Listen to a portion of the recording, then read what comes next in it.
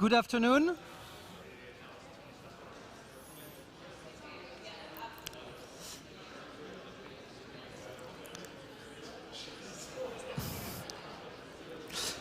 Good afternoon.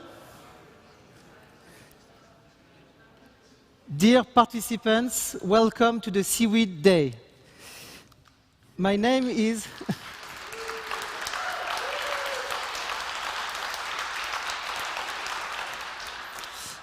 My name is Adrien Vincent. I am the Program Director of Seaweed for Europe and the Ocean Lead of Systemic. And I'm delighted and honored to welcome you today in this unique venue. And I want to express my gratitude to the Oceanographic Institute for hosting the Seaweed Day in this iconic place for any ocean lover. I will have the privilege to moderate our conference today, so let me start with some housekeeping. The conference is broadcasted live, so I will also warmly welcome our online participants, and we will make our best to make you feel like you are with us today.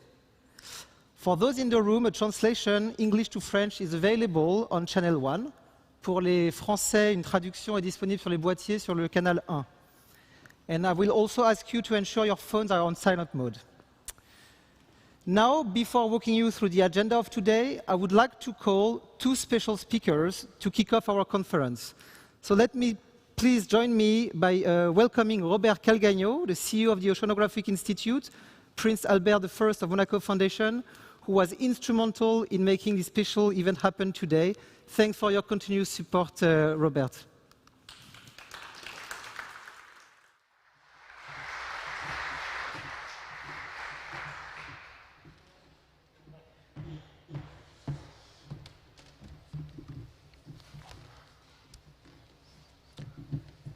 Welcome. Thank you all for being present for this afternoon dedicated to seaweeds and open to the public. I think we have about 200 persons at least online. 300. So welcome to you too. This afternoon follows a more technical meeting that took place this morning at the Oceanographic Museum.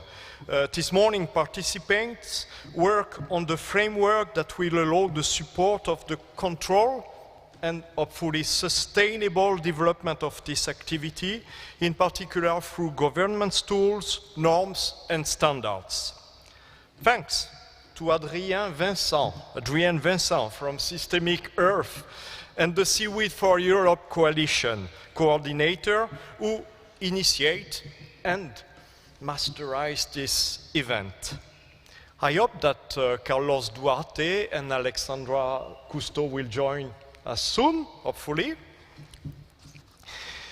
Thank you to Joe Kelly from the Australian Seaweed Institute. Thank you, Joe.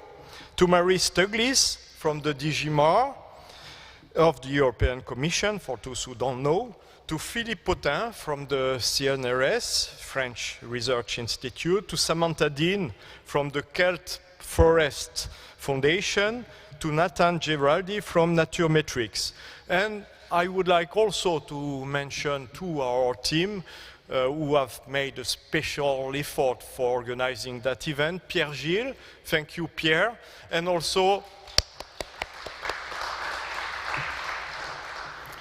Pierre must be very tired. He organized, I think, about 15 different events, and specifically the Monaco Blue Initiative. And Sylvie Goyer, I cannot see Sylvie in the room, but I know that she worked very hard for that.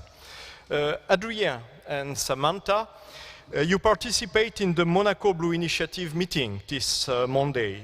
It was March 21st. In this very room, the same table, we discuss why and how crucial it is to raise ambition for ocean conservation. Marine ecosystems are deteriorating, that's a bit difficult, inexorably. The effects of climate change are visible and are accelerating. The IPCC and the IPBES reports are alarming. Everything encourages us to act faster, take more decisive action, to be ambitious and innovative. The Monaco Blue Initiative has allowed us to hold two essential sessions, one on blue finance and the other one on blue economy. We have seen clearly that the business world, including finance and insurance, is ready to play a crucial role for a more sustainable planet, a more resilient ocean, and a bluer economy. Businesses are prepared to do their part to collectively address the three acute crises facing our planet Earth: biodiversity loss, climate change, and pollution. But if the investors have the money available, they clearly state that, they mention that they did not find enough bankable projects. And you are going to listen to Mrs. Maria Damanaki, my dear friend and also a member of my board. Thank you, Maria. And Monday she told me that we must solve that mismatch. That was, I think, exactly your word. And I think that seaweed businesses can be part of this solution and of this mismatch, of solving this mismatch, sorry. Algae are essential because they are the crossroad of ocean conservation and economic development. Their use and benefits are multiple. You know that I am an algae ambassador, so I'm going to try to list that. They can feed us, keep us healthy, and be useful for agriculture and livestock as fertilizer and stimulants. They can help us fight climate change by capturing CO2. That they can also reduce CO2 emission by reducing coast fault. This is not in my text, but under your control, I think this is true. Reducing coastal erosion, cleaning up specific areas such as estuaries, serving as refuge and nurseries, participating in the regeneration of ecosystems and the return of biodiversity. And with the return of biodiversity, providing work for local communities. They can even eat pollution, and I see our friend of Dastachem, maybe they will find some nice weed which will, with your bacteria, solve the pollution problem. I know I am now stopping this long list, which is not complete, as you will develop all those examples much better than I can. Therefore, algae will interest more and more people in the months and years to come. The specialists must popularize and provide society with the most up-to-date and scientifically accurate information. It is the role of the Oceanographic Institute to create the link between scientists and economists, politicians, the business world, and the general public.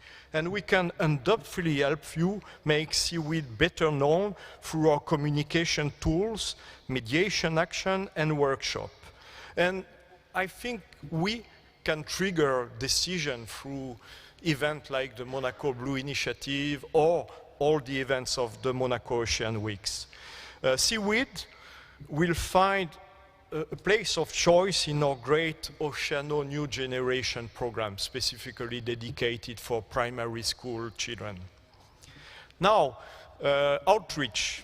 This brings me to Vincent Dumézel from the Safe Seaweed Coalition. And Vincent had just published La Révolution des Algues. I don't think it's yet translated in English, but it will soon be. An excellent book I recommend. You can find it at the store, just next door. Vincent will be happy to sign it if you need to go there and make a lot of signature. Thank you, Vincent, for this sum of knowledge and scientific, technical, economic, and social expertise. This book is already a source of inspiration and a tool for the Oceanographic Institute teams. I think Pierre bought 3 or 4 of them. One is enough, Pierre, for you. Thank you to all of you. Thank you again to all the speakers and those who have brought us innovative seaweed-based products that you can test in the honor room. Thank you to each participant. Thank you for your attention. And now I hand over to Adrien and maybe Maria.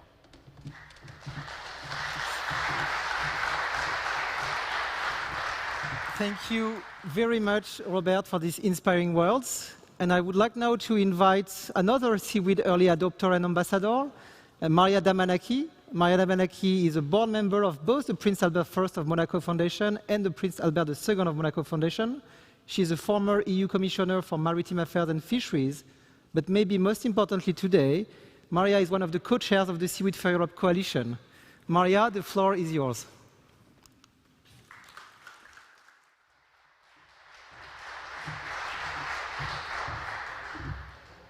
So many good words. Good afternoon, my friends. I cannot express in words how happy I am to see you all in person. After 2 years in this Zoom saga, team saga, whatever saga, now we can see each other at last. I'm very happy that this is happening inside this incredible building. I would like to thank again Robert Calgagnon for giving us this space with such a history, such a presence, such a great future, I hope. And I'm really very proud to be a member of Robert's board. So I'm here to say a few words. Robert said everything, so I don't want to repeat him, and I would like to be brief. But let me start from our environment. Let's look around. What's happening in the world right now? Times are changing, said the old song, and it's true that times are changing very fast for all of us. Last time I was in China, before the pandemic, a Chinese friend told me a very, very old Chinese proverb. It says that all the people who live in changes in their times are very lucky. Bad changes, good changes, it's not important. They are very lucky to live changes. Well, I'm not sure about that proverb, to be honest, because look around what we have. First, we had this shock about the climate change. Of course, for a lot of us, it was not a shock. We knew it, we have been working, but even me, I'm working about climate change for so many years, I was shocked when United Nations report announced that from every year from now, 150,000 people are going to die from climate change. Whatever we do, they are going to die. Then it was the pandemic. 6 million people died until now. And now the World Health Organization is saying to us that the pandemic is back, especially in some unprivileged areas of the world. And now we have the war in Ukraine, a month of the war. In Europe, more than 10,000 people died, not only soldiers, a lot of them women, children, thousands of people are homeless. So all the environment is so depressing. We are here to discuss, to embark on a trip about seaweed.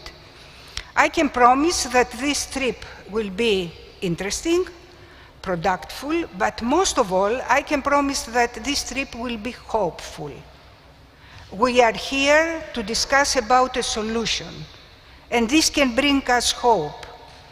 And as they say, when the sun goes down, we need hope. We need hope, we need solutions.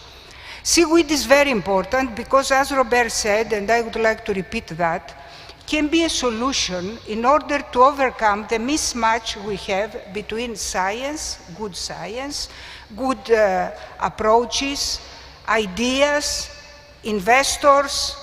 We need the money to be redirected to where it really matters. And we need to persuade the people that if they can make the good choices, then this humanity can keep the planet and the people happy. Both oceans and people can be happy. And the old Greek god Poseidon, I am a Greek from origin, will reign in the world in the best way, as he used to do. So, why seaweed is a hope? A lot is said, and I'm sure that Adrienne, who is leading our systemic team, is going to say more. But I can say just that if we get it right, then by 2030 we can create in Europe 115,000 jobs. We can create a market of 9.3 billion, and we can absorb each year 5 metric tons of CO2. So this is a solution, guys. We need the investment to make it happen. And I'm sure that all of you who are in this room believe in that solution. So let's discuss how we can scale it up, what exactly we have to do, and let's hope that at the end of the day we are going to have a good action program for everybody, for all of us, but also for everybody. What I have to do to move the needle.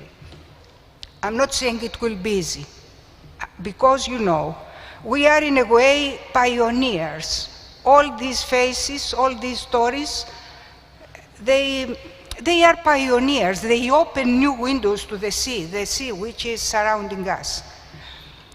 And we have an old Greek proverb this time, which is very important.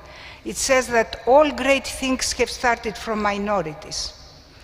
We are not so much a minority anymore. We were a minority when we have published the report about seaweed as a hidden gem. But seaweed is not hidden. You are all here anymore. But it's a gem. This is for true. But we have to fight. It will not be easy. Some days ago, on Monday, John Kerry was standing when I'm standing now. And John Kerry gave us a very inspiring speech. At least for me, it was very inspiring. And he said, at some moment, status quo is our enemy. We have to fight against status quo. Well, this reminded me of my young times, young age. And I liked it because I really believe that we have to fight the status quo.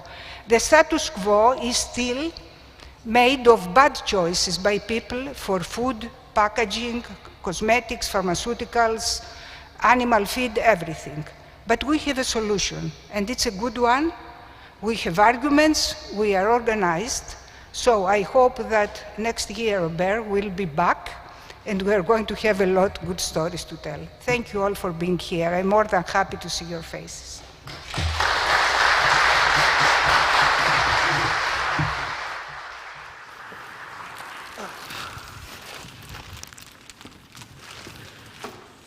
Thank you very much, Maria. And being a Star Wars fan, I think maybe we can rename the session A New Hope, listening to your kind words. So before getting into our agenda and starting to invite our speakers, I would just like to take a couple of minutes to share some very basic information about seaweed, acknowledging that some of our attendants, maybe online, are not as nerdy as some of us are when it comes to seaweed. So what is seaweed? This is worth many speeches. So this is what we are talking about. Seaweed is the common term for macroalgae. And so in simple terms, this is a plant-like organism which grows in a variety of forms and colors in the ocean and in some freshwater environments. And seaweed basically can be brown, red, or green. But behind this simple term of seaweed, the reality is that we are talking about more than 10,000 species with very different shapes, colors, and properties. And within the ocean, seaweed plays a very central role in critical ecosystem services, and Robert mentioned that already. But seaweed is equally valuable outside of the ocean with all these new applications that we are going to hear about today. And many of these applications provide sustainable, low carbon, and healthier alternatives than many existing products. So now some key facts to help you apprehend the size of the current seaweed industry. So maybe in Europe it's not a very well-known industry yet, but at the global level we are talking about already 30 million tons of seaweed being produced every year. And the vast majority is not anymore harvested from the wild or collected on rocks, but it comes from seaweed farms and ocean farms. It's a global business, seaweed farming. It takes place in at least 56 countries, but it's today still massively dominated by Asia, led by China, Korea, and Indonesia. And finally, let me give you a sense of the potential of the industry. If we were to dedicate 0.1% of the ocean to producing seaweed, this could provide 15 times more seaweed than what we produce today. So for this Seaweed Day, we don't want to lecture you forever about high-level considerations on the benefits of seaweed. The objective of today is really to show you that real things are happening. We have all hands on deck to develop this sustainable industry and help address the most pressing challenges of our time: climate change, biodiversity loss, food security, plastic pollution, unemployment, seaweed can help on all these fronts. We have a pretty dense agenda for our afternoon together, but today we want to show you that it's system change at play. So we want to show you how innovators are exploring new seaweed applications and farming techniques, how investors are mobilizing capital towards the industry, how science is helping us better understand seaweed and its positive impact on climate and biodiversity, how policy is supporting the sustainable scale-up of the industry, and how collaboration is helping us make sustainable seaweed safe and sustainable. So putting my speech in practice, I am now delighted to open our first session. So you will now all see a series of 7 short presentations given by seaweed champions coming from different geographies and different business angles. But they are all sharing the same passion for seaweed and innovation. We hope this first session will already give you a taste and a sense of the high energy and momentum we have been talking about for the past 15 minutes. So we'll start with Cécile and Victoire from Neptune Elements, who could not be there today with us, but have kindly shared the video.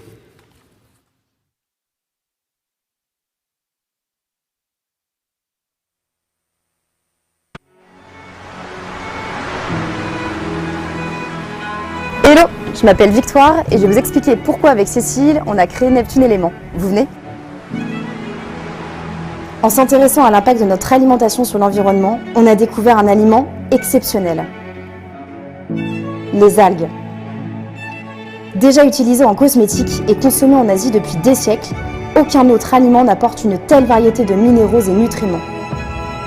Pour vous donner un exemple, certaines d'entre elles contiennent plus de vitamines qu'une orange et plus de calcium que le lait. En résumé, l'algue est un super aliment. En voulant en savoir plus, on s'est rendu compte que la culture d'algues avait un bilan carbone extrêmement faible. Consommer plus d'algues permettrait donc de réduire les émissions de gaz à effet de serre qui viennent de notre alimentation. En résumé, l'algue est l'aliment de demain. C'est pourquoi on a décidé de créer Neptune Elements, une marque qui s'engage à répandre les bienfaits des algues. Notre mission ? Vous faire découvrir et adopter ce super aliment au quotidien. Pour cela, on va commencer par l'apporter dans vos cuisines. On a sélectionné 4 algues françaises de la famille des macro-algues.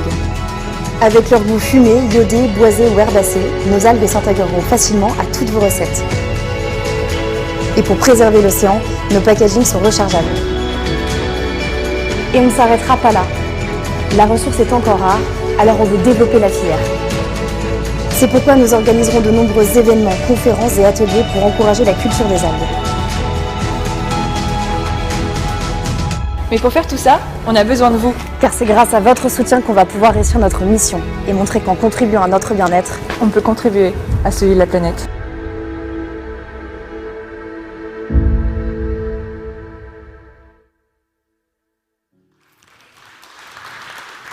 Thank you, Victoire and Cécile. I know you are online with us, so thank you for the great presentation. Our next innovator is Paul O'Connor from DC Seaweed, coming straight from Ireland.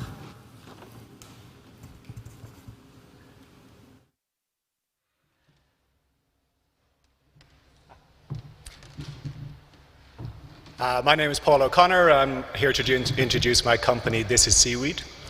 The best estimates are that the population will grow to 10 billion by 2050, and that's a lot of mouths to feed.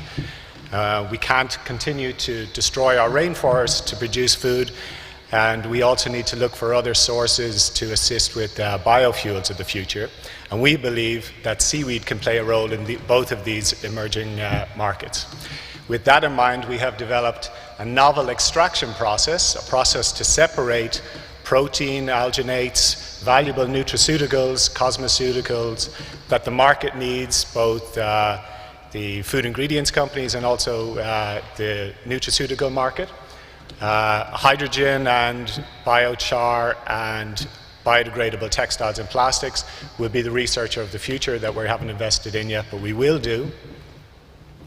And the conscious consumer is driving these trends, and so we saw growth of 43% in protein, alternative protein sales over the last 2 years. Likewise, the advent of COVID has increased awareness of this conscious consumer to add more fortifiers to the foods, and so iodine, zinc, vitamin A, vitamin B. digestive health from our fiber extract, but also clean label nutraceutical and cosmeceuticals is what is driving the trends. And we believe that the time is now. The time is ready for these companies that will demand these extracts, and we're ready with our research just in time. And so last month we received our amino acid profile of our protein extract. This would tell you the digestibility of it and some of the health benefits that are associated with it. Next month we do our first commercial scale trial, which we're very excited about, the extracts of which we will share with food ingredients companies that will then test it in their new product development labs. With communication with them, then we iterate on our process to develop extracts that they really want for our next commercial scale extraction. That happens in June. At the same time, that brings our technology readiness level up to maybe 6 or 7, where we get to apply for grant funding from Europe. This will enable us to, over time, develop our own biorefinery and access the market where we can scale our production on our scale. And our team is small right now, but we're just about to grow, and with an investment that we're looking for today of 500,000 euros, then we will grow our team. Me, a marine biologist, I've been operating in the industry for almost 20 years, 7 years specifically in seaweed, and my co-founder, Tony Richardson, who has scaled and floated companies in life science and nutraceutical companies. And with an investment, then we will grow our team year on year. So even this time next year, hopefully, we will have 8 employees, and we'll start growing our market. And then in 4 years' time, 22, 24 employees, but market traction that we'd be very happy with. That's the end of my talk. I will be standing at the demonstration table if you'd like to ask any questions. Thank you for your time. Merci bien.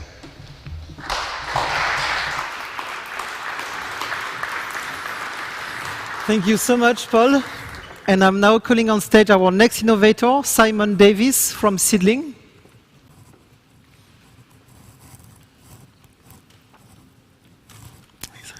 This button on the right. Yeah.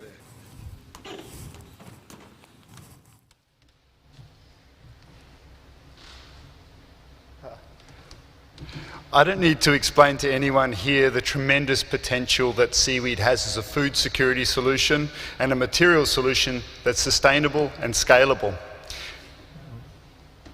But here's the thing, 99% of the world's seaweed is farmed in Asia, where there already are millions of existing farmers, easy licensing, support from governments, year-round sunshine and stable climate. If we're really going to scale seaweed as a solution, the driving engine will happen in Asia. There's many challenges, however. Farmers use poor quality seed, there's problems with traceability, and it's very labour intensive, it's very low tech. And that's where Seedling comes in. We're a biotech company based on the beautiful island of Borneo in Malaysia, right at the nexus between Indonesia and Philippines, major seaweed farming nations. We're a vertically integrated seaweed product manufacturer, making seaweed functional ingredients through the farming of our proprietary seed stock, which we do with partner farming communities in our region. We've got a talented team with expertise in seaweed cultivation, in product development and algal biotechnology, and we're backed by an advisory board of industry experts with decades of experience in biotech, manufacturing, governments, legals and ocean science. We use a circular business model of contract farming, whereby we supply our high-growth seedlings to farming communities, monitor the farming process, and then buy back the harvest to make our products. This gives us full control of the value chain all the way from seed to finished product without the risk of farming ourselves while supporting local farming communities. This is our first product which we launched last year. It's a fermented seaweed supplement for the pet food industry, and we had an overwhelming response. We sold out. This is really meeting all the key market trends, and we're really excited to scale the manufacturing of this product, as well as entering it into other verticals for other animal groups, and ultimately into humans. We'll continue in the coming years to grow a range of branded seaweed ingredients for protein, immune, fertilizers and so on, backed by our authentic brand of improving marine ecosystems and uplifting communities who farm the seaweed. We also started working with Asparagopsis seaweed, the game-changing methane-reducing additive, and we've formed a JV with the industry leader CH4 Global to roll out Asparagopsis farming across the Southeast Asian region to really capture this market opportunity and supply the market demand for this game-changing product. We've also got tremendous opportunities in the future with the IP that we're developing in seed varieties, hatchery technology and cultivation technology to license to other industry players, and we've already had a number of inquiries about this. And we're also part of the Oceans 2050 research project on measuring carbon capture by seaweed, and we're ideally placed to capitalise on marketing carbon credits for the established seaweed farms, the thousands of hectares of seaweed farms across Southeast Asia. We've got an aggressive expansion program, first in Malaysia, then to Indonesia and the Philippines, and then across the Southeast Asia region, and ultimately to tropical developing countries around the world. We raised a pre-seed round in May last year, and we just opened up our seed round now. We've had great investor interest, but what's really important is we get the right people on board, so I'm really keen to talk to anyone who's interested and would like more details about what we're doing. Lastly, we've got a winning product which is going to be very commercially successful as we move into this white space opportunity. We've got a brilliant team that can continue to develop innovative products and grow IP valuable to a modern seaweed industry, and we're in the place to really scale. I'm Simon Davis, Managing Director of Seedling. Thank you for your time.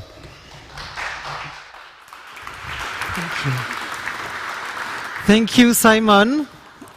Great job. Now, going back to Europe and to Finland, I'm going to call on stage the next innovator, who is Mikael Westerland, representing Origin by Ocean.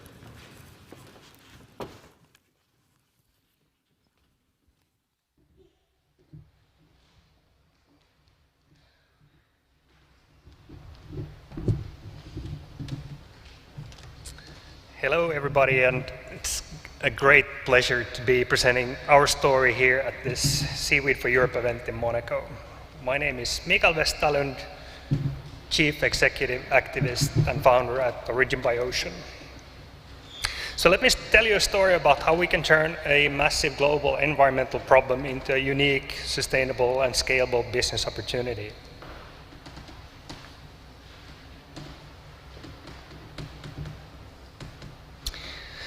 Unfortunately, our oceans are not feeling well. For centuries, we have been using our oceans as garbage dumps. Anything from industrial, municipal to regular waste is and has been dumped into our oceans. Many of you are well aware how great visibility the plastic problem has received over the years. However, we are addressing a much more difficult problem, one you cannot see with your bare eyes, one you cannot really read about, and even if you do a Google search, you will find that this is a really silent yet really existential problem. We're talking about the eutrophication problem of our oceans, and this is the problem we are addressing with our business.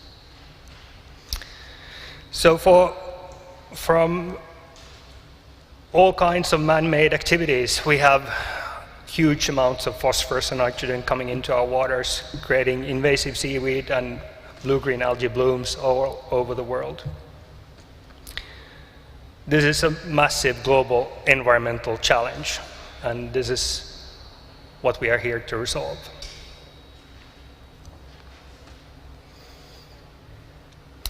We are all dependent on the well-being of the oceans, and for us this is a true existential crisis, and we want to be at the forefront of resolving this problem.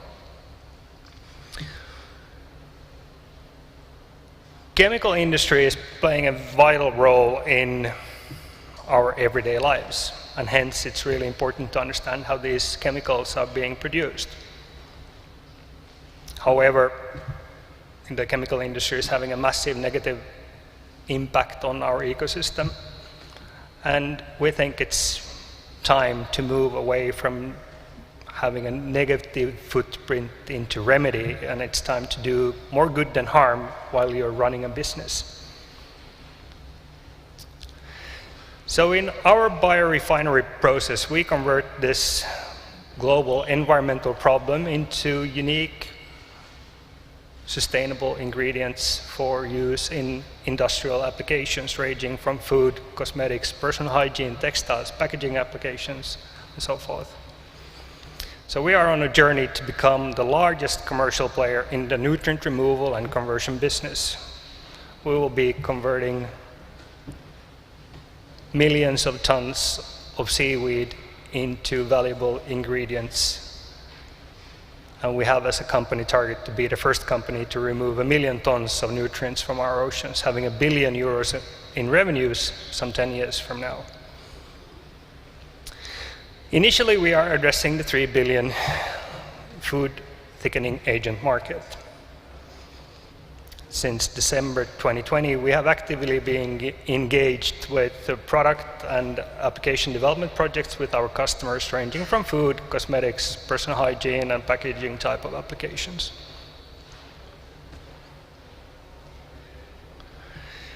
This is our team of ocean savers consisting of PhDs and Master of Sciences.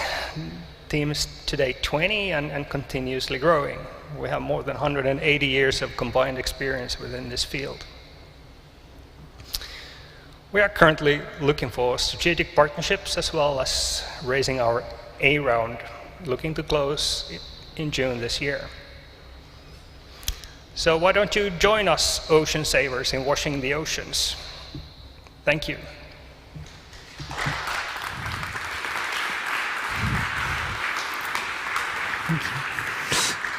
And Mikael is very humble, but Origin by Ocean has been nominated as one of the top 5 most promising startups in Finland. So Seaweed made it to the top 5 of the country in terms of innovation. Our next speaker is coming straight from the UK, and this is Karen Schofield Seal from Oceanium.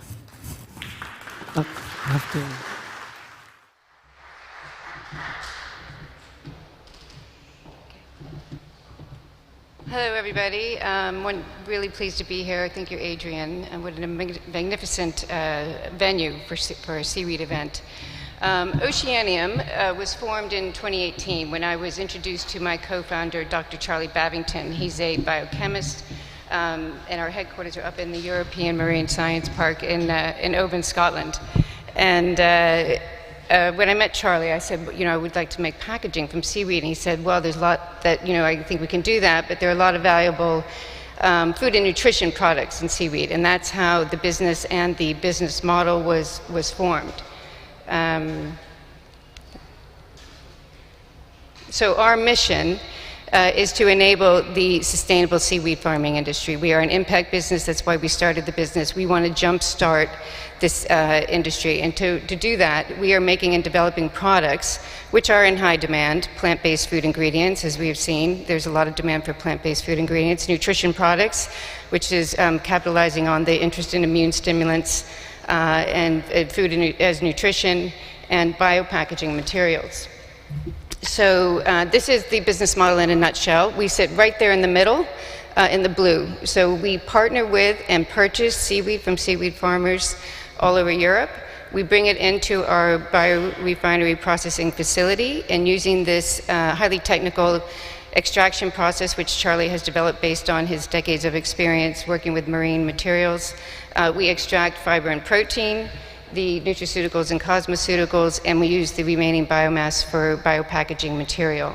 I think that something that's really important to point out here is that we want to unlock this industry. There are a lot of farmers who are farming and are looking for a market for their seaweed, or farmers who want to farm more than what they're doing. And then, of course, the demand for the plant-based food ingredients and circular life cycle materials is off the charts as well. So we are really unlocking this industry and creating systemic change.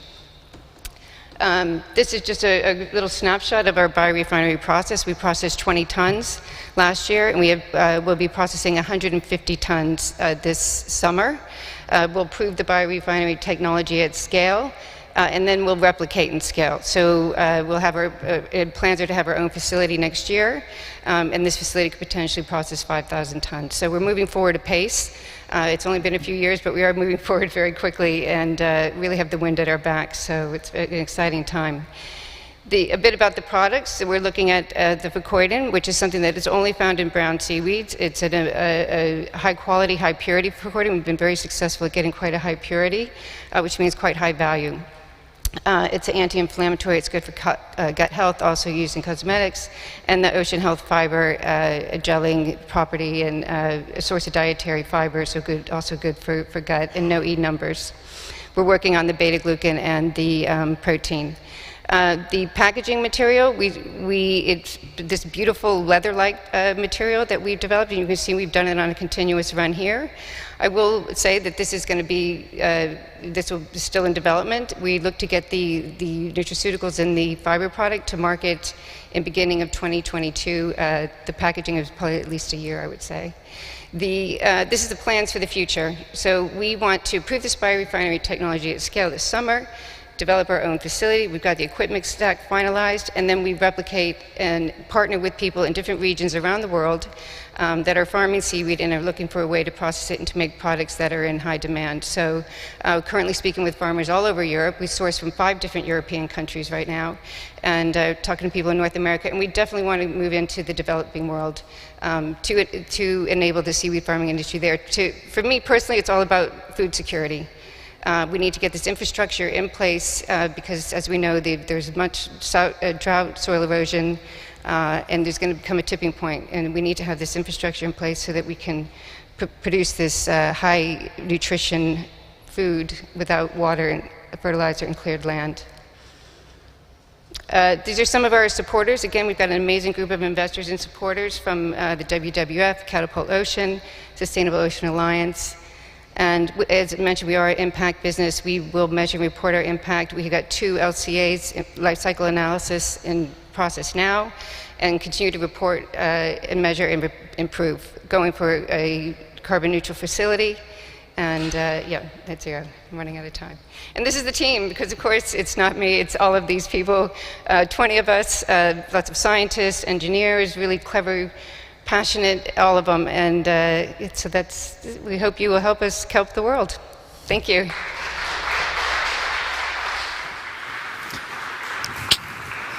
Thank you very much, Karen. Our next speaker is also an innovator, but of a different kind. He's an investor, but innovating in the way he's investing in the ocean space.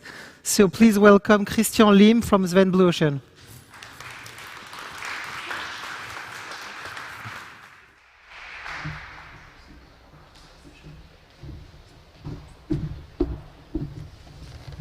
So hi everyone. So I'm the managing director of the Blue Ocean Fund, managed by Swen Capital Partners. This is a venture capital fund. We invest in innovations that help regenerate the health of the ocean. And we're looking for solutions that achieve both systemic impact and competitive market returns. So it's a fund that has a target size of 120 million euros, and right now we're at 95 million euros, and we're fortunate to have the backing of investors such as BPI, the French sovereign fund, and Ifremer, who is France's Ocean Research Institute, one of the France Ocean Research Institutes, and is an investor, but also the scientific partner of the fund. So we invest for the regeneration of ocean health, and that leads us to look at 3 types of solutions. Of course, we're solutions focused, like everyone here. And so we're looking at solutions to overfishing. For example, we invested in a satellite company called Unsung Labs, which detects dark vessels that engage in illegal fishing, even when they turn their positioning system, the AIS, off. We look at solutions for the pollution of the ocean, so it can be plastic pollution, for example. And we look at solutions to address climate change, but using the power of the ocean or marine-based solutions. So, for example, we very much looking at the decarbonization of shipping. So that's the big picture of what we do. And So the question is, why are we enthusiastic about seaweed? And so, of course, we look at seaweed as a way to produce very interesting goods and in a low carbon way. And we see that seaweed is incredibly productive, as just anything that comes from the ocean is incredibly productive. But also seaweed, we look at it from the angle of how seaweed can bring solutions for ocean health, actually. So let me give you a couple of examples. So one is, if you look at seaweed, it actually absorbs excess nutrients like phosphorus, nitrates, and that's one of the main causes of dead zones. So we're interested in that. But if you go a bit further upstream, seaweed can also produce biostimulants that can actually replace harmful fertilizers that cause the same dead zones. We're interested in that. And then, of course, there's Asparagopsis taxiformis, so this seaweed that can help reduce or almost eliminate the production of methane from cows. So we're interested in all this, and I'll just close my presentation by saying that we're excited, but also aware of challenges ahead to really scale this industry. And that's our job as investors to look at it and look at solutions to address those challenges. There are two main ones. One is on the demand side. My wife is Korean, I'm of Chinese origins. I do happen to eat seaweed every day, but it's not the case for many of us. And so this needs to change. We need to address the demand side so that it becomes something, seaweed becomes mainstream. And it can happen. Billions of people are eating seaweed every day. The second one is on the supply side. If you take just one example, productivity of seaweed production in Asia is about 2 to 3 times greater than in Europe right now. So we need to actually bridge that gap and even maybe further increase productivity. So what we do is invest in solutions to address these bottlenecks, and we're really excited and looking forward to working with all these amazing entrepreneurs to solve this and realize the potential of seaweed. Thank you. Thank you very much, Christian. And so our last speaker of the session just arrived straight from Spain, and this is Sergio Garcia from HQ Seaweed.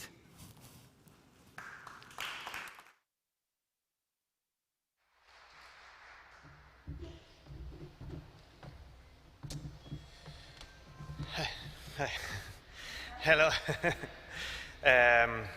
My name is Sergio. I'm the owner of company of Capitan Alga. This is the brand, and the company name is HQ Seaweed. This is the first startup in Spain. It's grown from 3 years ago, and we are here today, and it's nice. Well, I'm coming to introduce my company.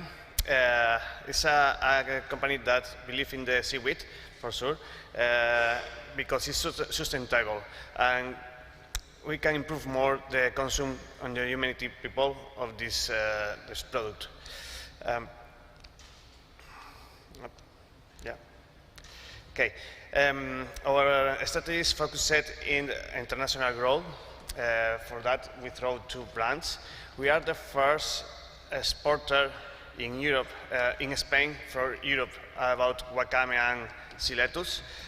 We export in frozen presentation, and we can export forever because we have a very good sea lettuce and wakame, wild and bio in Galicia. Then this is our 2 brands. HQ Seaweed is the company that harvests wild seaweed in the season, and we export to Italy, France, and UK by the moment. And the other brand is Capitan Alga. This brand is new one. It's the first presentation that I saw this brand in Europe. And we want to introduce in France and Germany and Italy. And in Spain for sure is working now, and the looking for is the presentation is really nice. Our seaweed are certificate. We have origin. Only work with Galician seaweed. That means that is bio, and we control where we harvest this wild seaweed in all the moment. And for sure it's bio, we have the green seed, and Pesca de Rías is the origin stamp that tell that it's coming from Galicia only, not other countries. We like to do a sustainable harvest. All year we check the harvest quantity that other people harvest, and we want to be in that way. We only sell for the bio producer and transformer companies.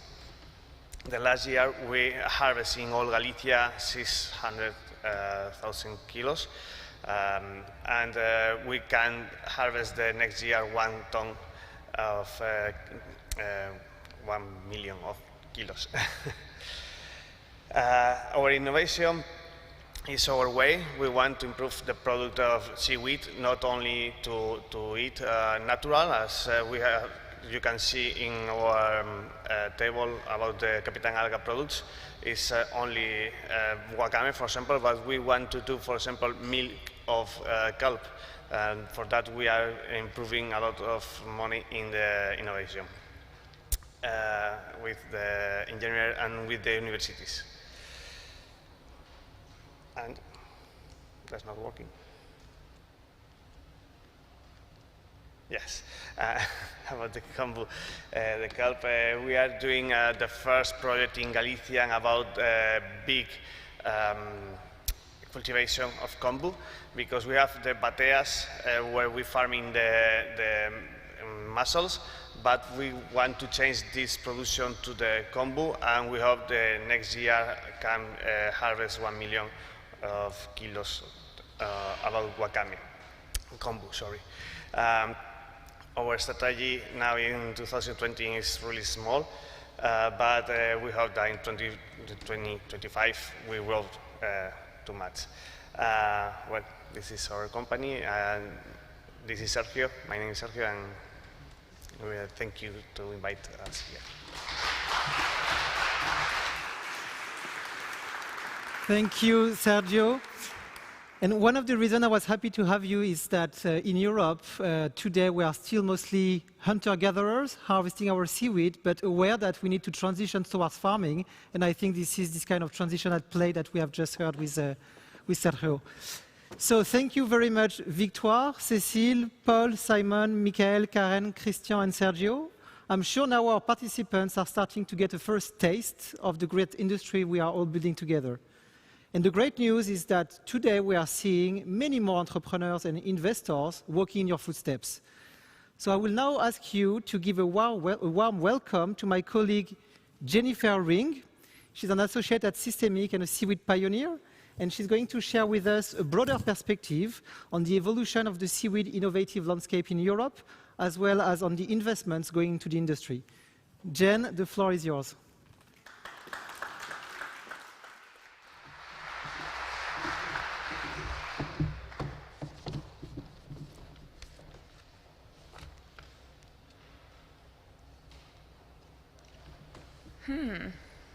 This is not an auspicious start, I'm afraid.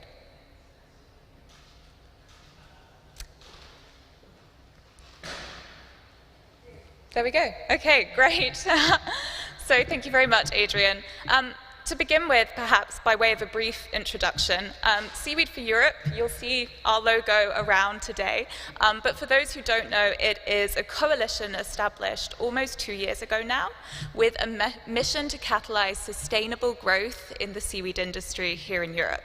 And in so doing, we aim to unlock the diverse economic, social, and environmental benefits that we all know seaweed can bring. The coalition brings together an incredibly diverse group of 100 members, hailing from 16 countries. Perfect. 16 countries and every stage of the value chain, right through from harvesting to cultivation, cultivation to harvesting, processing and transformation, and product development. And as part of our mission to help catalyze and scale the sector, at the end of last year, the coalition actually published an investor memo. gosh.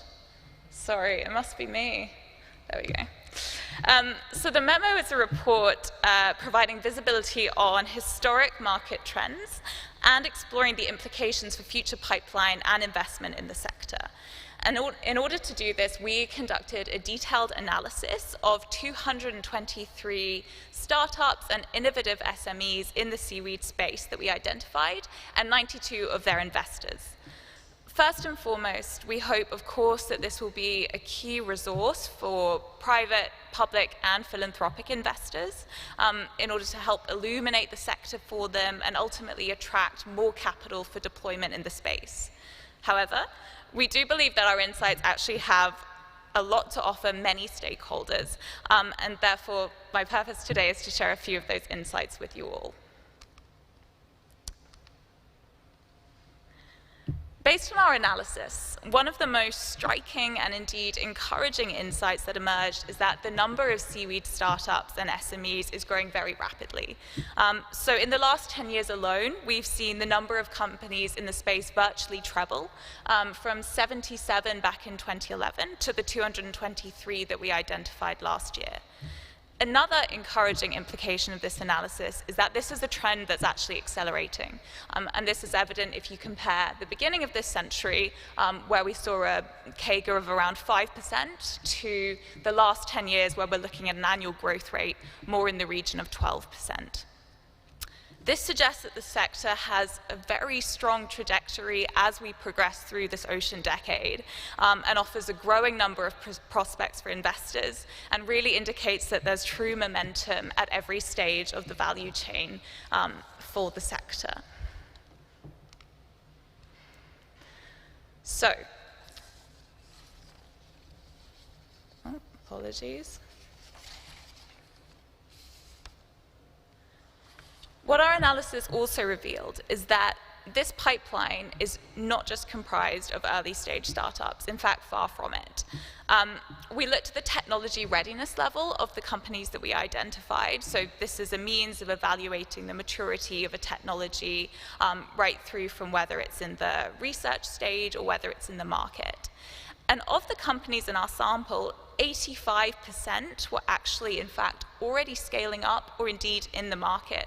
So what this means is that many of these companies are actually generating revenues, and many are also profitable as well. So two key takeaways here.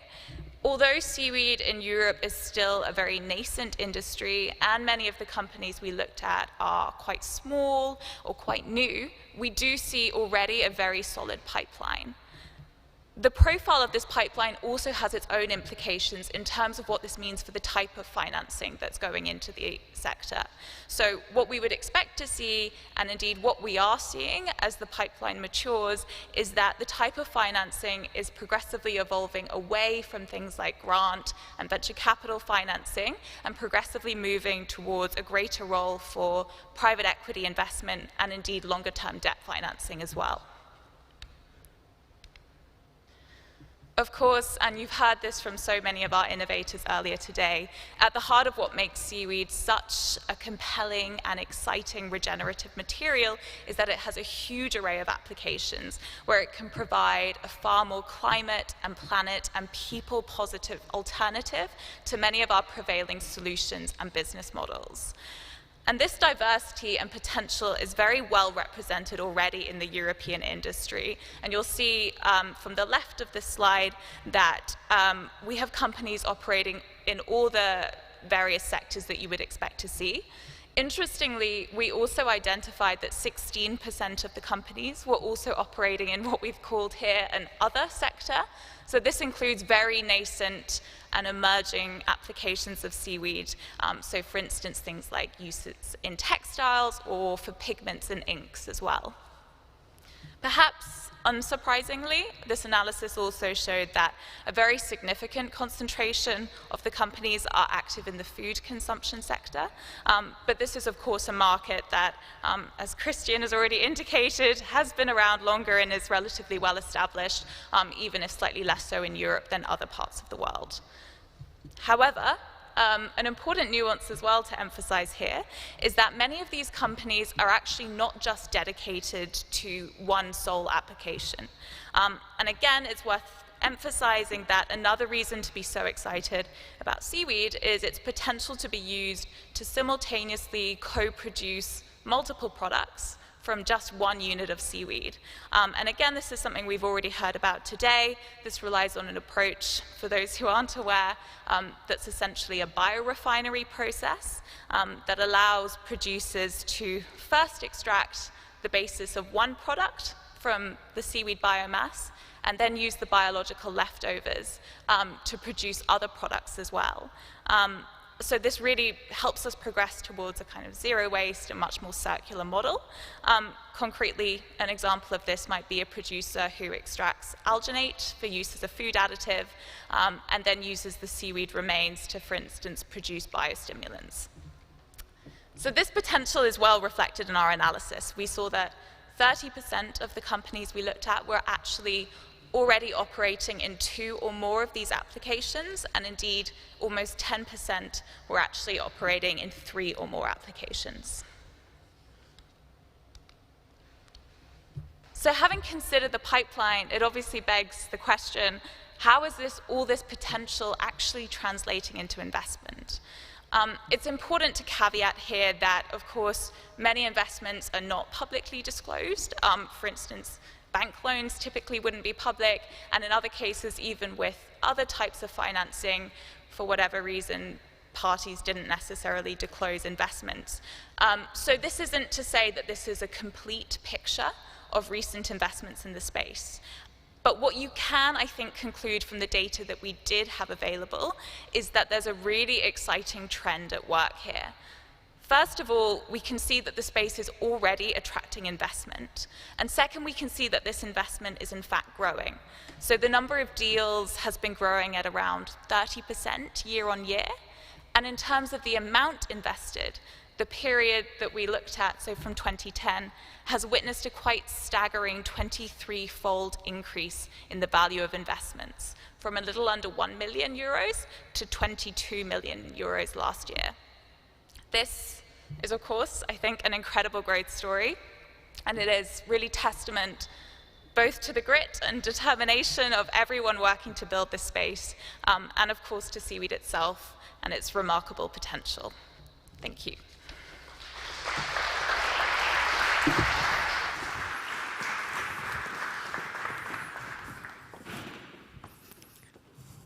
Oops. Thank you very much, Jennifer.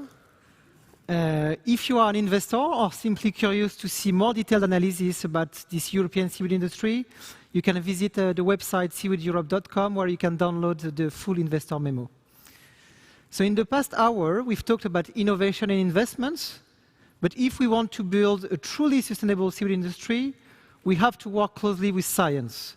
Recently, there has been a growing buzz and excitement about the potential of seaweed as a powerful solution to help us address climate change. But what does the science say?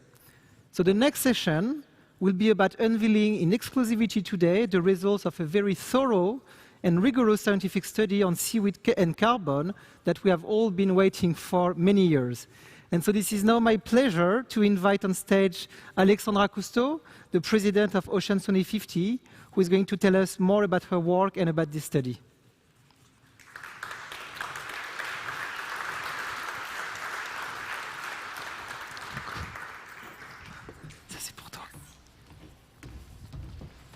Hello, everyone.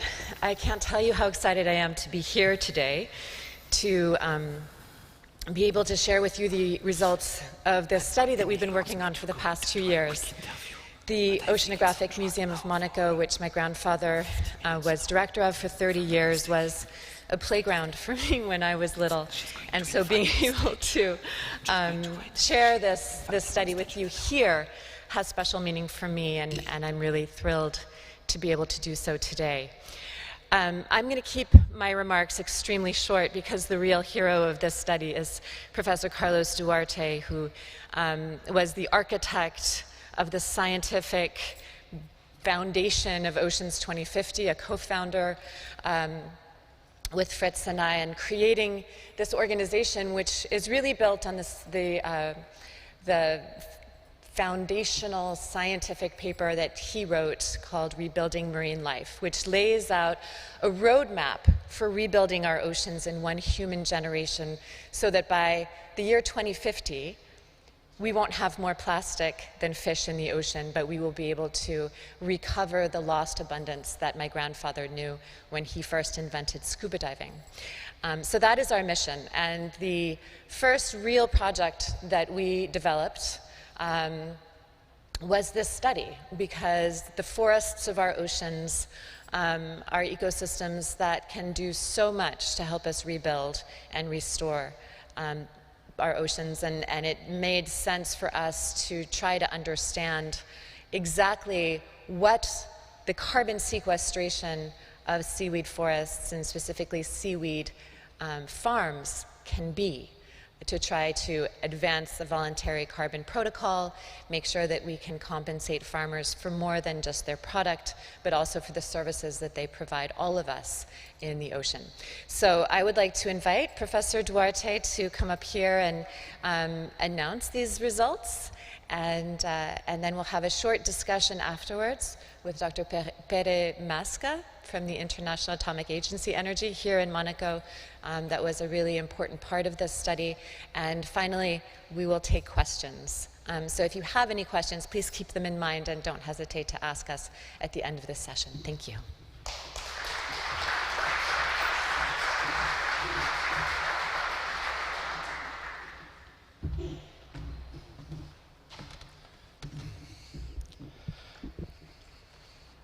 Thank you, Alexandra, for the introduction, and also for the organizers of this session. And in fact, this place is not important only for Alexandra, because it brings so many memories of childhood and family for her, but also a very important location for anybody who loves the ocean and works on ocean science. So it's a privilege to be on this stage and share the results of our study today.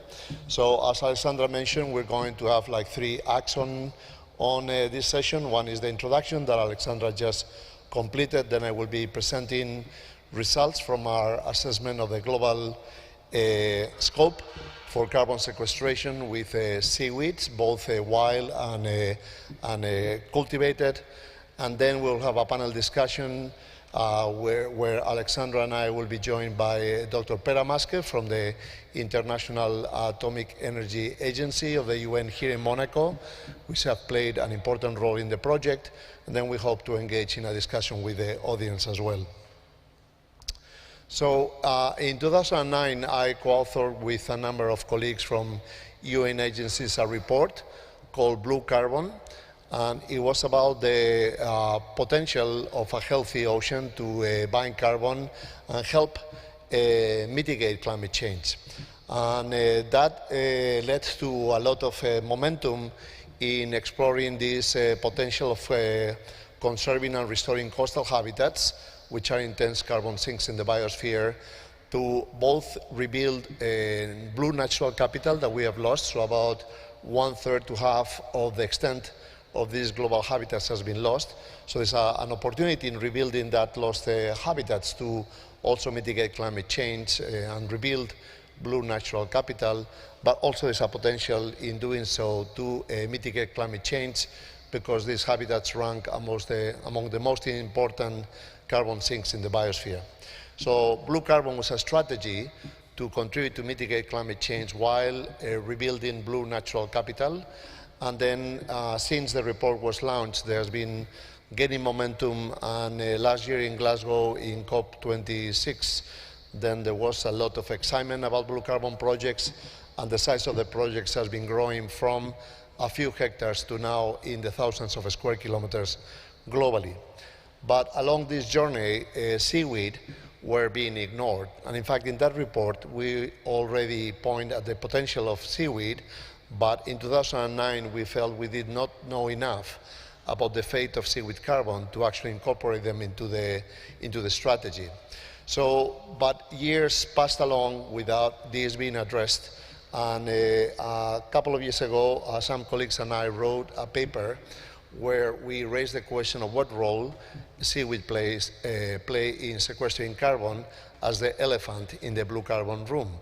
we need to address this. So we launched a series of assessments where we try to quantify the carbon sequestration benefits of wild forest, and then we also started looking at seaweed farming as a potential vector of carbon sequestration while producing very valuable products that have been described already in the preceding session, and because it's also a regenerative farming practice that improves marine ecosystems, improves water quality, and generates a number of benefits in biodiversity and also in providing adaptation to climate change. So the first exercise that we did, and that's actually coming out this year in a paper, was an assessment of the global area and productivity of seaweed. And we're talking now about wild seaweed forests. And surprisingly, we were continuing to cite estimates that were really not based on thorough assessments that were published in the 1970s. So one of the first constraints that we had is that we did not know how much seaweed is there globally and what is their contribution to global production. So the estimate that we're publishing this year, and there's an outcome of summarizing millions of records of the distribution of seaweed around the world, and also combining that with models, global models of where this occurred, and integrating all data available on their productivity, is that the global area of seaweed is about 7.2 million square kilometers globally, and their global productivity is about 1.3 petagrams of carbon per year. These values are actually very close to the values of the Amazonia. So in fact, seaweed is an Amazonian forest, which rather than be located in a compact forest somewhere in the tropics, is actually peel off and is a line of forest bordering and edging the continents of the planet. But it's as significant as the Amazonian forest in terms of the global role, and it should not be ignored. So we then also looked at what is the fate of this carbon, and we assembled estimates of observations of seaweed carbon around the ocean, including the deep sea, and then we assessed that wild seaweed contribute as much to carbon sequestration as seagrass, mangroves, and salt marshes combined.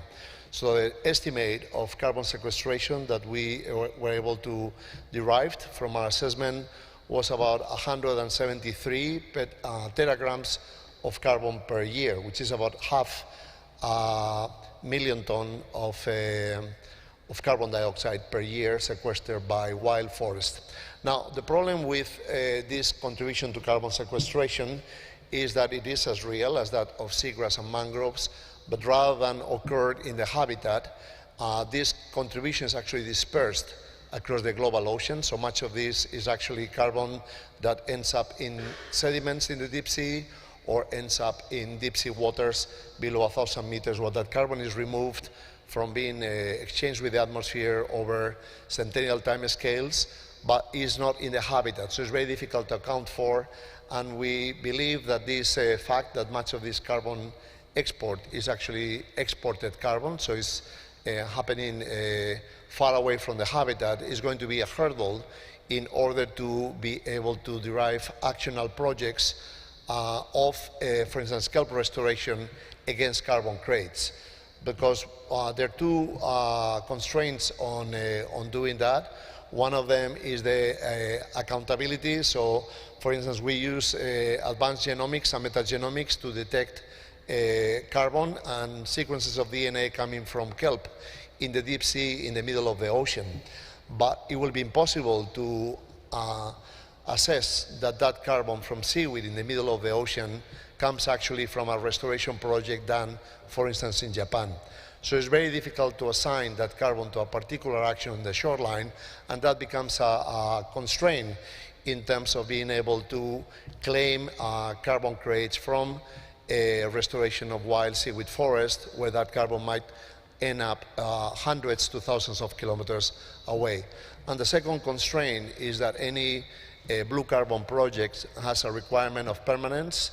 So that means that the project developers should provide guarantees that that carbon is going to be locked away from being exchanging from the atmosphere for about 100 years. So it actually commits 3 generations of people with conserving that carbon. So if we cannot really use the carbon that is exported, because it's very difficult to attribute that carbon back to an action in the shoreline, perhaps we can at least claim the biomass that is being held in these kelp forests, which support some of the largest biomasses of ecosystems in the planet. But the problem there is that wild seaweed forests typically exhibit oscillations, about 20 years or so, where there's an outbreak of herbivores or any other event in the shoreline that leads to the loss of the population, and therefore it's very hard for anyone to claim that the biomass of that restored kelp forest is going to be preserved for about a century time scale. So there are many reasons why we would like to conserve and restore kelp forests, because of the contributions to biodiversity, to nursery sites for fisheries, and many other reasons. But we don't think that it will be possible to eventually link this to the market of carbon and carbon credits. However, we now know how to produce these forests in a controlled environment, which is seaweed farming. And seaweed farming is not a new industry. It is a new industry in Europe, but it has a long history and a long tradition in Asia. And as you have seen in the session before, earlier, then seaweed farming is actually an industry that we assess is an imperative to meet our global sustainability targets, because it can alleviate hunger, it can produce sustainable and healthy food, it can also provide employment and produce a number of benefits across many sectors, even displacing, for instance, synthetic plastics by polymers based on seaweed.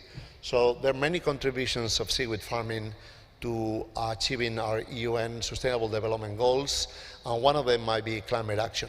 So when we published this paper last year, and then we had some estimates of what might be the contribution of seaweed farming potentially to climate action and greenhouse gas mitigation. So in wild seaweed forest, about half of the net primary production is actually released in the environment, and that is the same as in seaweed farms. So while seaweed grow, then materials get detached and removed from the seaweed that is growing, and those materials become loose in the environment. But whereas in wild forest, then many of these fragments are exported out. In seaweed farms, where the seaweed is placed below sediments that have the capacity to trap and sequester this carbon may be accumulated in situ. So the benefits of seaweed farming into carbon sequestration in the soils below the seaweed farm remains unaccounted for, and there's only anecdotal evidence in the literature that the soils below seaweed farms are actually enriched in carbon, and that might be possibly a new contribution to carbon sequestration. Today, we calculate that the global extent of seaweed farms is about 2,000 square kilometers, of which 95% is in Asia, and about 3% is in Africa, and almost nothing is in Europe. Only one farm in Asia will be 10 times larger than all of the farms in Europe combined. So that's the reality of the incipient nature of seaweed farming in Europe. But the scope to enhance seaweed and expand seaweed farming is huge. So if we compare the area of the ocean where we farm seaweed to the global area of farming on land, the global area of farming on land is about 40 million square kilometers. So it's huge compared to this little area of 2,000. And the first thing that we did is we developed different scenarios of what could be the growth rates of the algae, of the area of seaweed farming. So the growth rate of seaweed farming over the past 30 years has been around 6 to 7%. So we are at 2,000 square kilometers.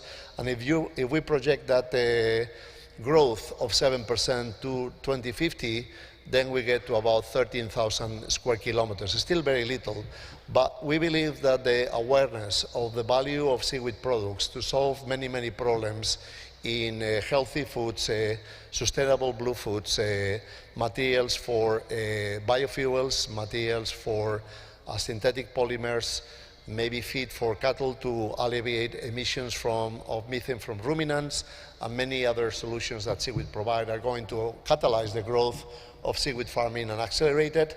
So our highest and maximum growth rate that we project for the future is about 20%.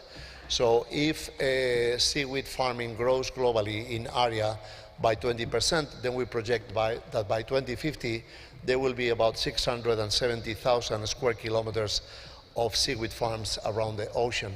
And we calculate that if seaweed farms actually work in terms of carbon flows in the same way that wild forests work, then those seaweed farms can actually contribute 0.2 gigatons of carbon dioxide of sequestration annually, which is already a significant figure.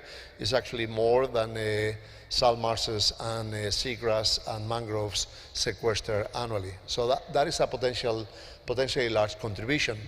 But this area of 600,000 square kilometers is still short of the maximum sustainable area for seaweed farming, which we estimate to be around 4 million square kilometers globally. And if we reach that area of about 4 million square kilometers, then the contribution to carbon removal might be in the order of 1.6 to 3 gigatons of carbon dioxide per year, which then becomes a very significant contribution to achieving our climate goals. Beyond this area of 4 million square kilometers, if we continue to occupy the ocean with farming, then we will start to see adverse effects, and that will be because seaweed farming will be co-opting nutrients that are required to maintain natural processes in the ocean, and also because there might be competition for light and other resources between seaweed farms and other components of the ocean habitat like seagrasses or even corals.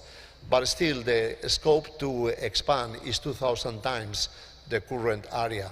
So it's a very broad scope, and then to be able to do that sustainably, then we also need to understand what are the keys to be able to grow seaweed farming while continuing to deliver benefits to the environment, including climate benefits. So, oops, again, this is not... So because at the time there were no single estimates of carbon sequestration below seaweed farms, then in Oceans 2050 we developed the first global network of seaweed farms.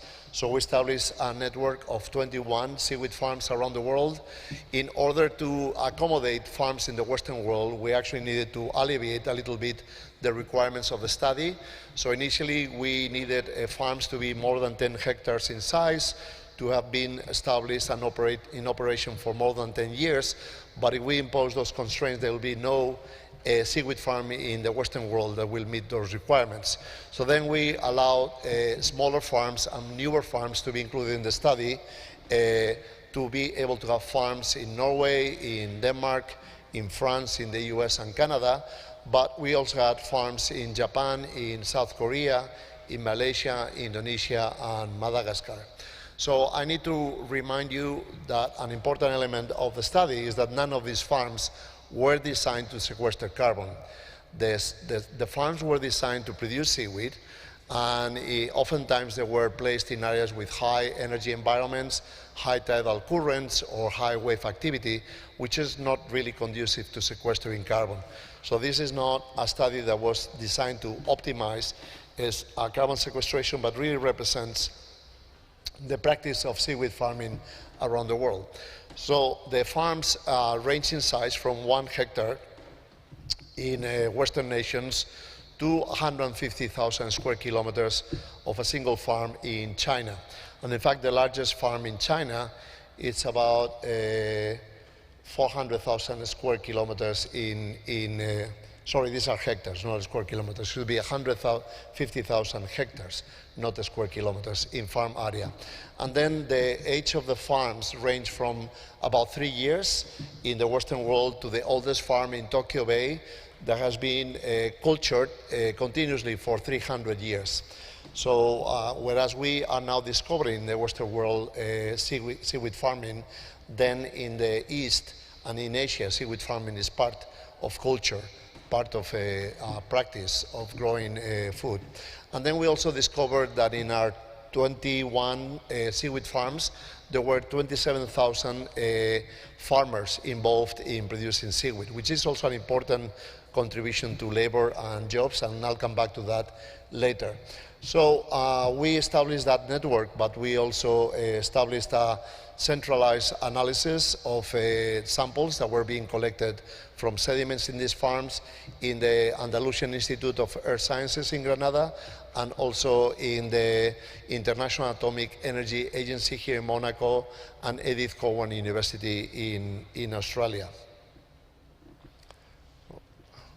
Yeah, so basically what we did was to collect sediment cores in the center of the farm, and then we also collected sediment samples outside the farm.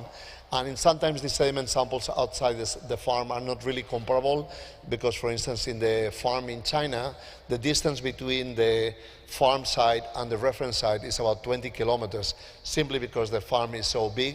And in many areas outside the farm, the sediment conditions and the water quality and hydrodynamic conditions were different. But we made our best efforts to select reference conditions that might be appropriate. So these sediment cores were then sliced. So we cut them into 1 centimeter to half centimeter slices, all the way to the deepest part of the sediment samples. And then we analyzed lead-210 activity, which is the analysis that were done here in Monaco and also in Australia. And that radioisotope that is naturally occurring allow us, under certain conditions, to calculate the age of the sediment, and therefore the rate of accumulation of sediments. And if we couple this with estimates of organic carbon concentration in the soils, then we can look at how organic carbon accumulates over time. And then we can both compare these rates of carbon accumulation in the soils with the reference sites, or if our sediment samples went deep enough, we can actually calculate what were the rates of carbon accumulation before the seaweed farm was established, and then see how the advent of the seaweed farm impacted and affected on carbon stocks. So the types of farms that were involved are represented in these photos. So the one in the right, in the top right, is Arake Bay in Japan. So about several hundred years of farming in that bay.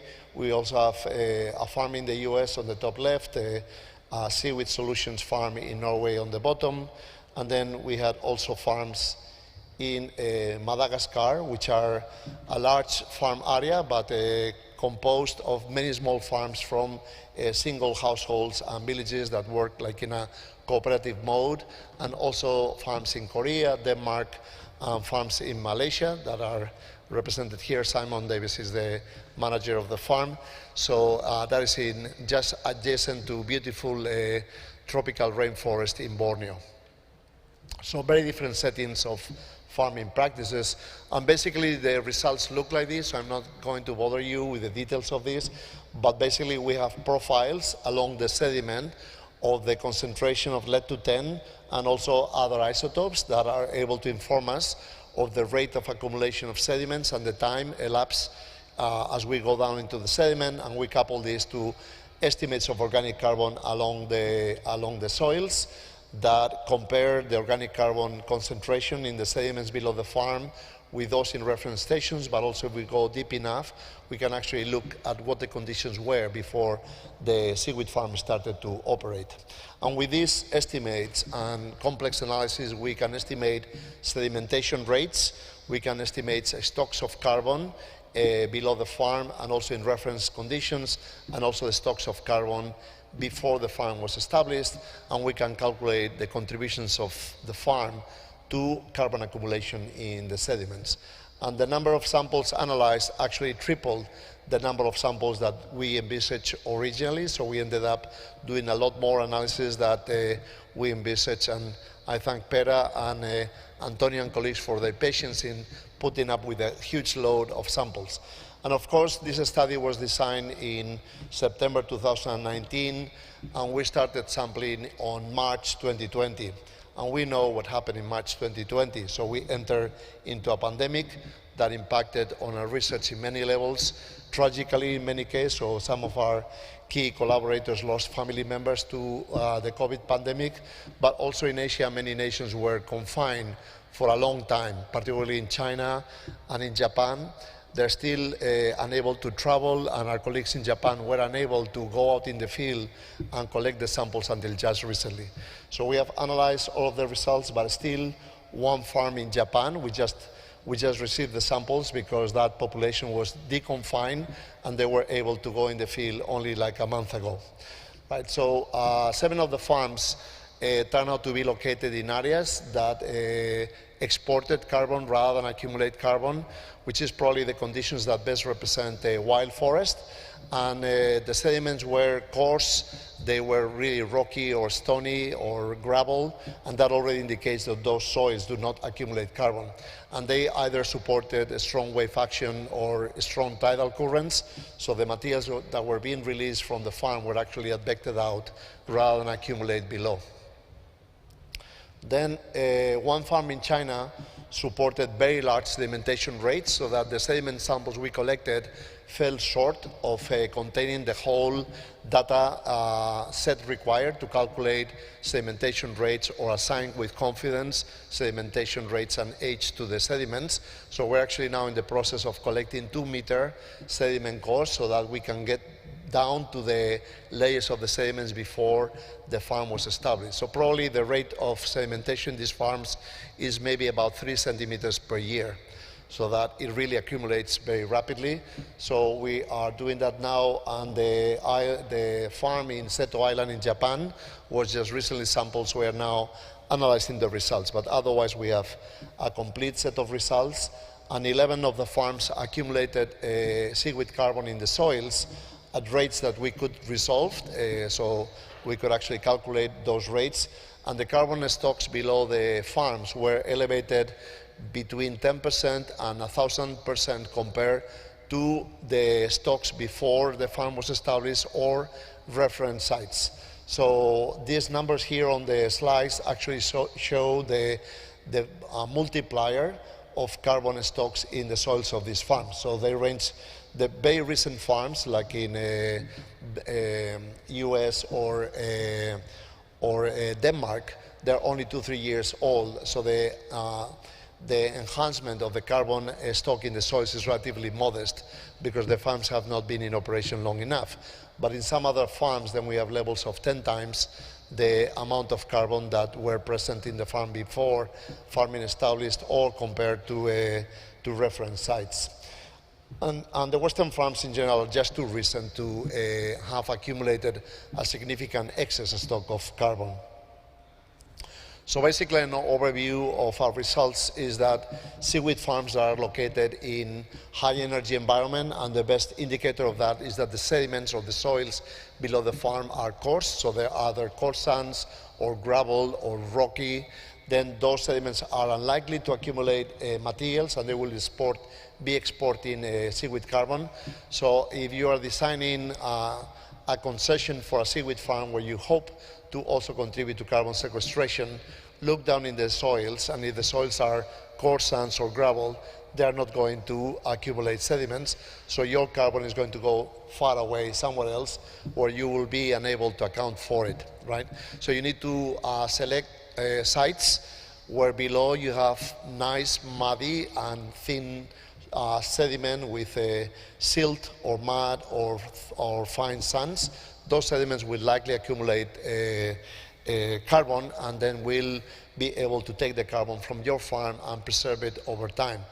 And we also found very high sedimentation of carbon burials in some of the farms that meet those requirements, which we believe is, if the farm was designed for carbon sequestration, those will be the rates that you might expect to have in your environments, and those are about 8 to 10 times the background level of carbon accumulation.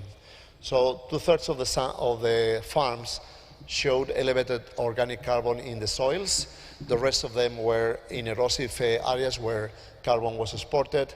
75% of the farms where we could resolve sedimentation rates showed elevated sedimentation rates compared to the other farms or the reference conditions, and the mean increase was about 0.27 grams of sediment per square meter per year in the soils that was the added effect of the farm on sedimentation. 75% of the farms accumulated carbon at rates that we could resolve, and the carbon sequestration below the farms averaged 2 tons of carbon dioxide per hectare per year. But this is how much was sequestered below. But in order to calculate what is the contribution of the farm to carbon sequestration, then we need to calculate the excess relative to the baseline or the reference before the farm was established or compared to reference sediment. So once we remove the carbon sequestration in the absence of the farm, then the contribution of the farm to elevating carbon sequestration will be on average about 1.5 tons or 1.4 tons of carbon dioxide per hectare per year, but the maximum rate was 8 tons of carbon dioxide per hectare per year. So again, a reminder that none of these farms were designed to sequester carbon. So if you design your farm to sequester carbon, you should actually be looking at the higher end of these rates, so something around 8 or even more tons of carbon dioxide per hectare per year. And the best predictor of what will be the farms and the sites that accumulate most carbon and sequester most carbon is the nature of the soils. So soils that already accumulate a lot of carbon means that the environment is conducive to retaining that carbon, and the conditions in the sediments are conditions that are going to lead to the preservation of the carbon in the sediments. So look at your sediments. If they're muddy, carbon-rich, those are areas where placing a seaweed farm over those areas are likely to contribute excess carbon to those soils. So the benefits of seaweed farming on climate action and greenhouse gas mitigation may double be after the harvest. So what we calculated is what is the contribution of the seaweed farm while the seaweed is growing to carbon sequestration in the environment. But then once the seaweed has fully grown, it will be harvested, and then there are many, many pathways through which you can continue to accumulate climate benefits. So some of that harvest can lead to biofuel production, where you displace the use of fossil fuels and therefore reduce emissions. Some of that harvest can actually be used to provide food supplements for ruminants to reduce methane emissions and therefore greatly reduce greenhouse gas emissions. You can also displace carbon-intensive products like even synthetic plastics that are produced from hydrocarbons by using polymers, and also you can use excess production and residues to produce biochar and increase organic carbon in soils. So there are many, many ways of continuing to accumulate climate benefits, and the total value in terms of climate benefits from seaweed farming might double or more those that can be recovered on the environment before the harvest. And just one last reminder that seaweed carbon is not just about putting products in the markets or regenerating marine environments or contributing to climate change. I mentioned that there were 27,000 households involved in the 21 farms that we studied. We found that about 75% of the farmers are women, and that in Africa and Southeast Asia, the role as seaweed farmers actually empower them and raise their contribution to the communities. So it is also a practice that in developing nations contributes not only to alleviating poverty, but also contributes to raising the role of women in communities. And that was particularly important during COVID, where areas where tourism was an important source of funding, like Indonesia, dried up. So seaweed farming became the sole source of revenue for many households. And in Madagascar, if you follow the news, then you can see that there is an unprecedented drought that has led to a severe famine in Madagascar, aggravated by climate change, and now seaweed farming has become a major underpinning of food security and alleviating the stress and suffering that people in Madagascar are experiencing from droughts and famine. So thank you very much, and I believe that Alexandra will take the floor again.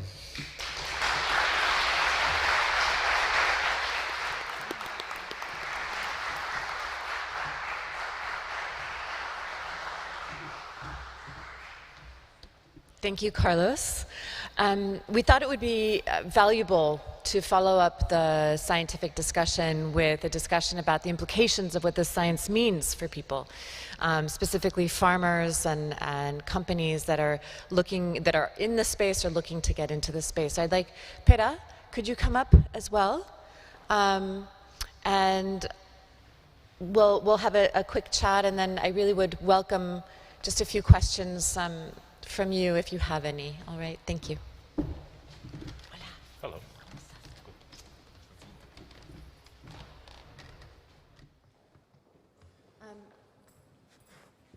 So I wanted to start with really, why is this research significant? Why does it matter?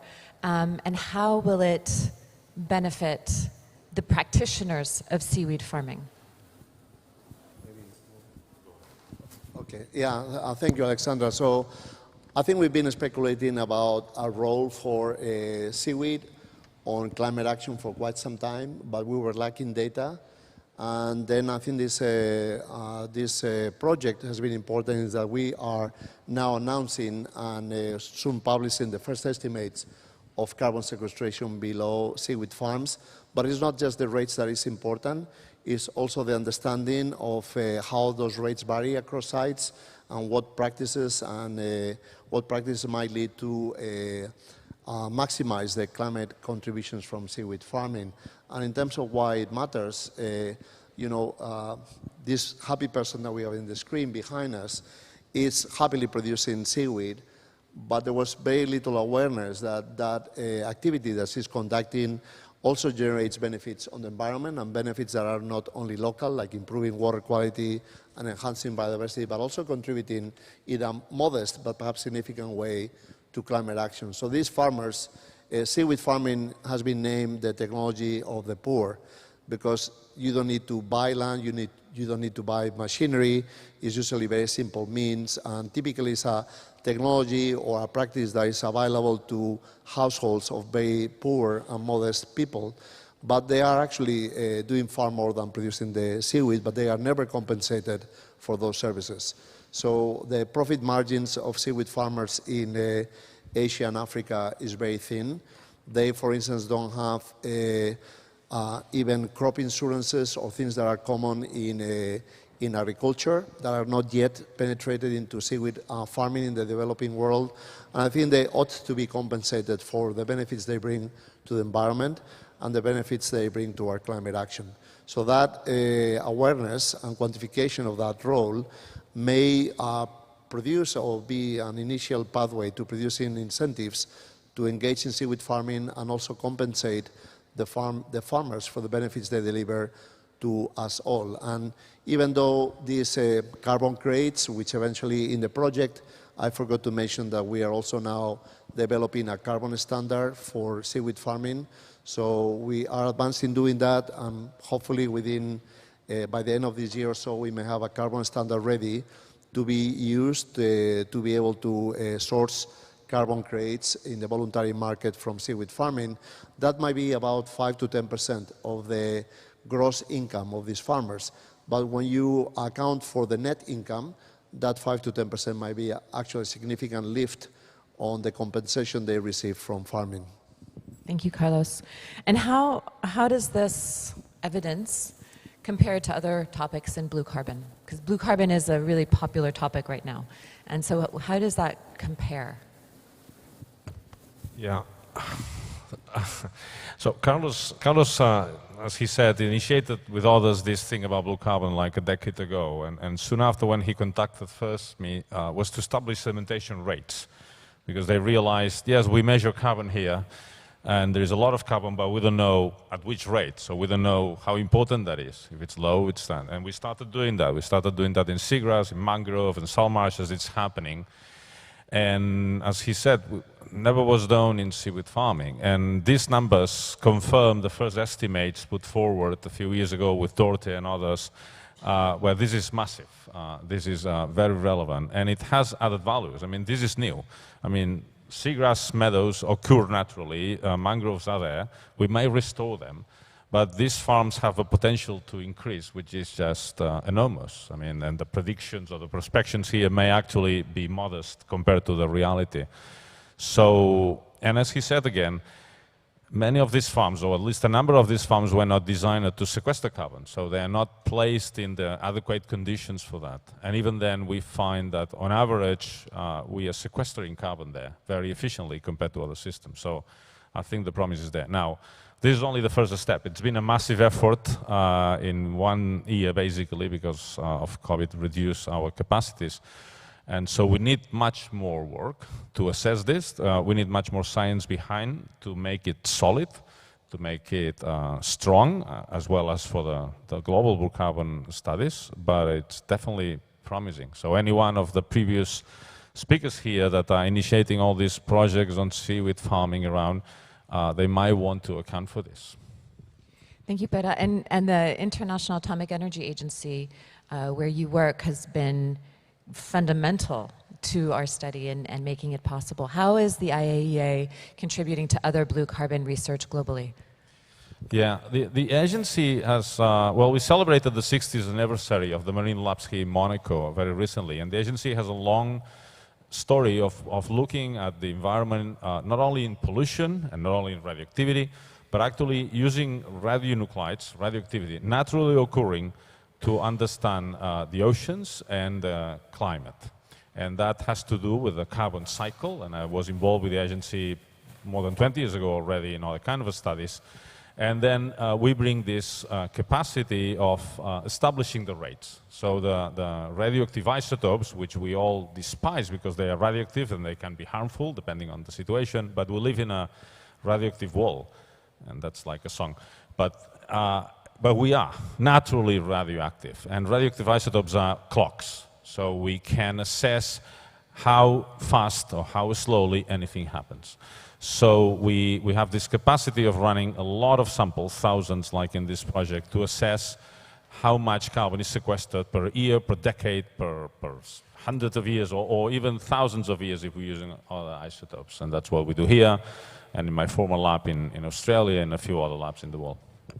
Thank you, Pera. I would maybe like to add to what Pera mentioned, because through the use of isotopes, then we were able to go back on time and about 100 years back, 100 plus years back. And for instance, we retrieved really nice stories from, for instance, Tokyo Bay. So I mentioned that Tokyo Bay, the farm is 300-year-old. And then when we looked at the data, we found that there were strong changes around 1945, 1950. We all know what happened in Japan and around the world in the 1940s. So we reached back. Basically what we saw was a strong change in organic carbon around that time, and then a change in the nature of the carbon around that time. So we reached to our Japanese colleagues, which are younger than I am, and they actually have to find the elder in Japan. Unfortunately, in Japan, you can find really elder. So there are many people about 100 years, and actually they located the farmers that were working in Tokyo Bay at that time. So that's around World War II. And they were able to retrieve how before World War II, there was another species of seaweed that was being farmed, and they were using bamboo to support the seaweed farms. And the Second World War brought about a lot of disruption to the farming and the practice. And then once they reestablished the farming again, they actually used new technology, and they used new setups and new species. So we were able to see something that they were not aware of, and they had to go and interrogate their elders to find out what happened. And for instance, in Canada, we found also maybe about 60 years back strong changes in the sediment of the sites. That's way before the farms were established. And then they went back to their records and found that the watershed of this area had been logged at that time. So actually able to retrieve stories about these coastal sites that go beyond the focus of the study, and in some cases actually help us validate the results of the study. So we have not used that much radioisotopes in blue carbon research, not as much as we should, because they give us a perspective of time that is unique. And then we are also now coupling this analysis with environmental DNA, which is something that's going to be discussed in the next session. where we can use traces of DNA left by organisms in the environment to actually reconstruct biodiversity over time. So we haven't completed that part of the study yet, but we hope to test, and my expectation is that we're going to find a positive impact of seaweed farms on biodiversity. So we'll be able to see not only how much carbon has been sequestered, but how the presence of the farm affected biodiversity, and we're able to do that because through the work with radioisotopes and the International Atomic Energy Agency in Monaco, we're able to assign time as we go down into the sediment record. Thank you, Carlos. Does anyone have a question for us before we wrap up? Is there? Yes, Samantha.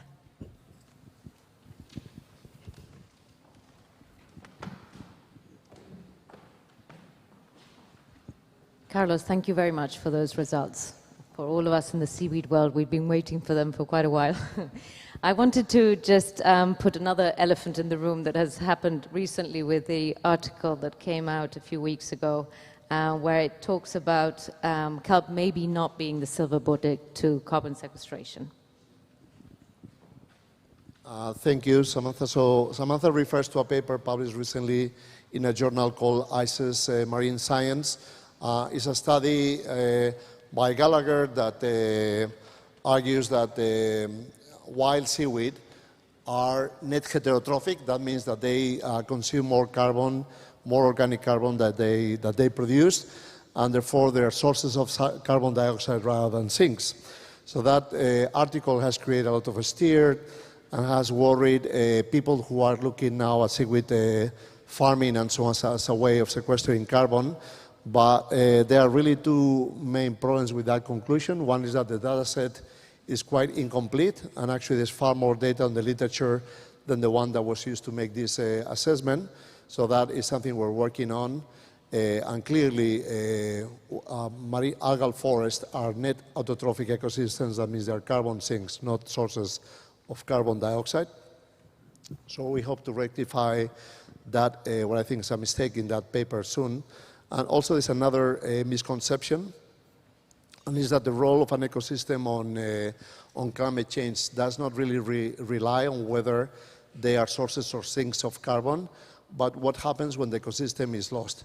So when we lose a kelp forest and it becomes a bare ground with other type of organisms, what is the net effect of that change on greenhouse gas balances? So it is clear also that when we lose marine forest, then the net carbon budget becomes worse, so the emissions of carbon increase. So anybody that has been worried or troubled about that study should not worry much, because soon we will point at the number of flaws on that paper that are going to alleviate those concerns.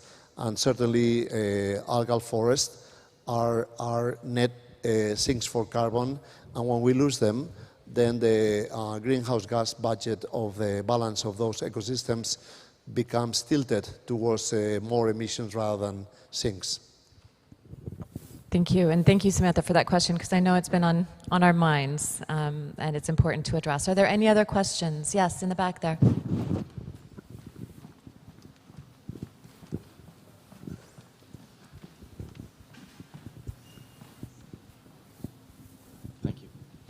Thank you very much for the talk. Very interesting data. I would like to get a little bit larger picture yet, because, I mean, at the end of the day, we heard a lot about carbon sequestration, right? But we also heard that potentially bioplastics derived from seaweed could have some other beneficial roles.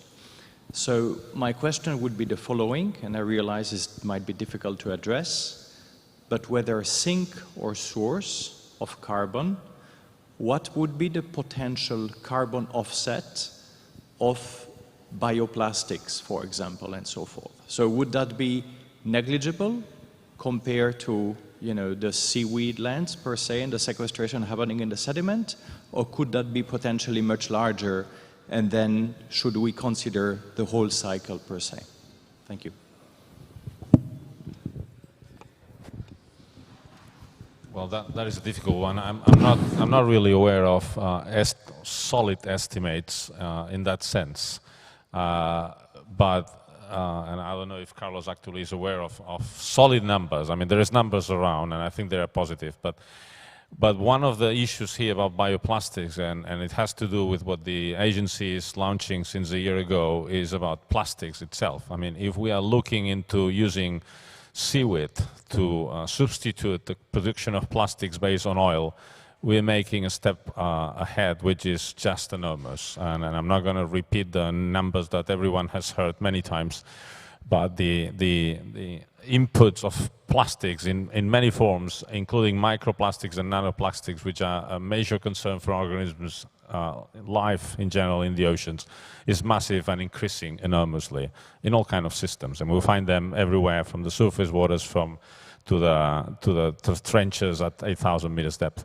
So just by that alone, I would not be very worried about whether there is a carbon offset or in one direction or not, even if from the back of the envelope calculations, one would think that we're going to be on the good side of that as well. So I'd like to maybe add to what Pera mentioned by reminded that the title of the article that we published last year says seaweed farming as an imperative for a sustainable future. So I think we need to look at all the benefits that we can derive from seaweed farming. And as I mentioned, there are climate benefits that are derived while the seaweed is growing in the environment. And those are carbon sequestration that we can recover in the sediments, but there will also be carbon sequestration exported that we cannot really account for, but it's happening nevertheless, and is supported by carbon farming. Those we cannot recover in terms of carbon credits, but it's happening in the environment anyway, so it's a benefit for the environment. But then many more benefits start when we harvest the seaweed and the macroalgae, and then we produce the synthetic polymers, the macroalgal polymers to displace synthetic plastics, and then we produce biofuels and many other products. Now, the displacement of synthetic plastics, the climate benefits of those will be relatively benefit, but there will be huge health benefits of removing synthetic plastics and replacing them with seaweed-based polymers. There are a number of companies that are doing that already, some of them quite well established. So for instance, in the US, you can buy flip-flops that are produced from seaweed polymers, and that was a startup from Georgia Tech, maybe about 3 years ago. And it turns out that every year there are several billion flip-flops produced in the world, and most of them are then disposed in the ocean and end up in beaches. So this time, those flip-flops that are produced from seaweed polymers, they will actually be, by the time they end up buried somewhere, they will contribute at the end of the life cycle to carbon sequestration, and they will not generate pollution and impact on ecosystem health. But there is one practice, a kind of a shortcut that we're a little bit concerned about, which is that given the potential scalability of seaweed farming, why don't we farm seaweed and then sink it in the deep sea to obtain carbon credits? So that's kind of a shortcut to derive climate benefits, but we believe there are many problems with that practice. One is the potential impacts on the deep sea that we don't understand, but the second one is that we've seen in the previous session, then seaweed is a wonderful material that can be used for many, many purposes, including hunger alleviation, and therefore we shouldn't sink a material that can help us solve many problems that are required to be solved in a sustainable future. Thank you, Carlos. Adrien, we're going to call it. We're going to call it now. I know we want to stay on schedule, but thank you everyone for joining us. All of you who are joining us online and hearing about the results of this study, and we wish you a wonderful continuation of your day. Thank you very much.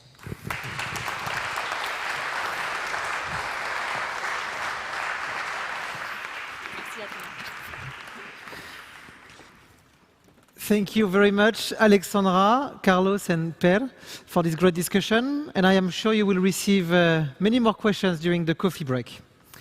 And talking about coffee break, this is starting now. So you will find coffee and refreshments outside of the conference room. But most importantly, you will have the opportunity to see, touch, or smell a variety of seaweed products. We have food products, animal feed products, cosmetics, biopackaging, and I'm insisting, not necessarily bioplastics, but biopackaging. It's a very different end of life. Textile dyers, etc. So some of these products are already on the market, but some are also prototypes that were kindly shared by Seaweed for Europe members. Besides, I invite you to meet Vincent Dumézel during the break. So Robert already talked about his book, La Révolution des Algues, which is, I really consider as a reference book to raise awareness about seaweed with the general public. And so I'm sure Vincent will be happy to tell you more about his book. And I think it will be for sale in partnership with the library of the museum. So I hope you will enjoy this 30-minute exhibition. Please be back in the room at 4:25-ish, so we can go back on track at 4:30. And for our online participants, please come back with us in 30 minutes. Thank you very much.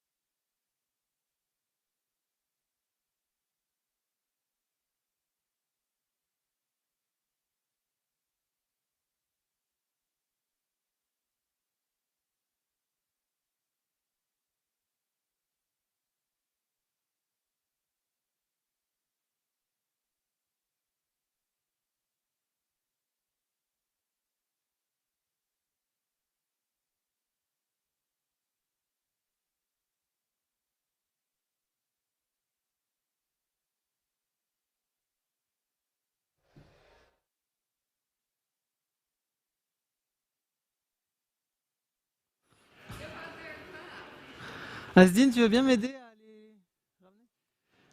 Welcome back.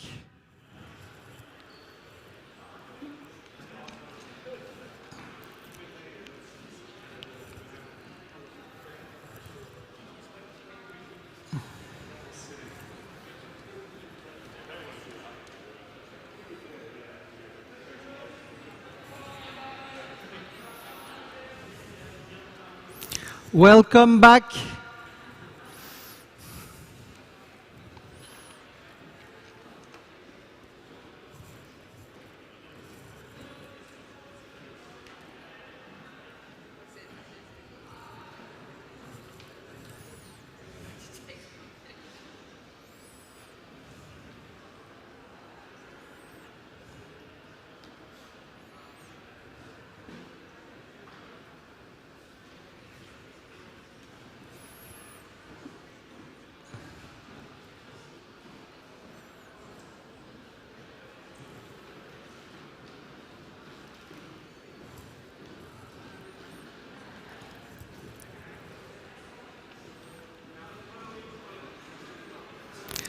Welcome back. Can I please invite everybody to come back to the main room?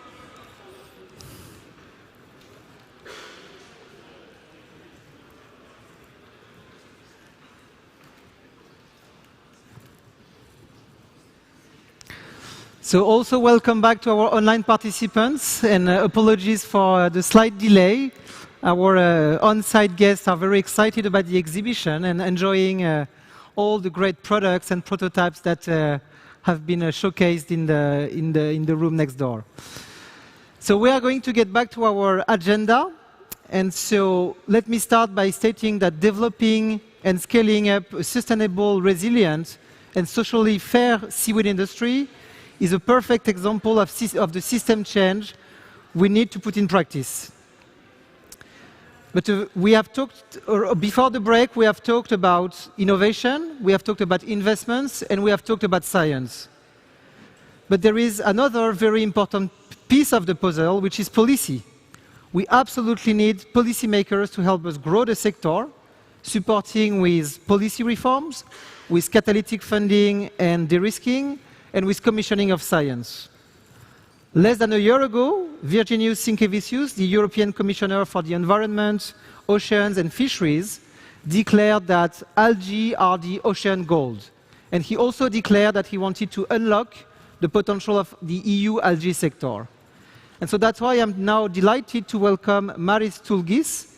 Maris is a policy officer at DG Mare at the European Commission, and he's going to tell us more about the concrete actions the Commission is taking to support the algae sector. Sadly, another remember that COVID is not yet behind us. Maris was prevented because of COVID to be with us today, but he kindly recorded a video to share his insights with us. Thank you very much, Maris.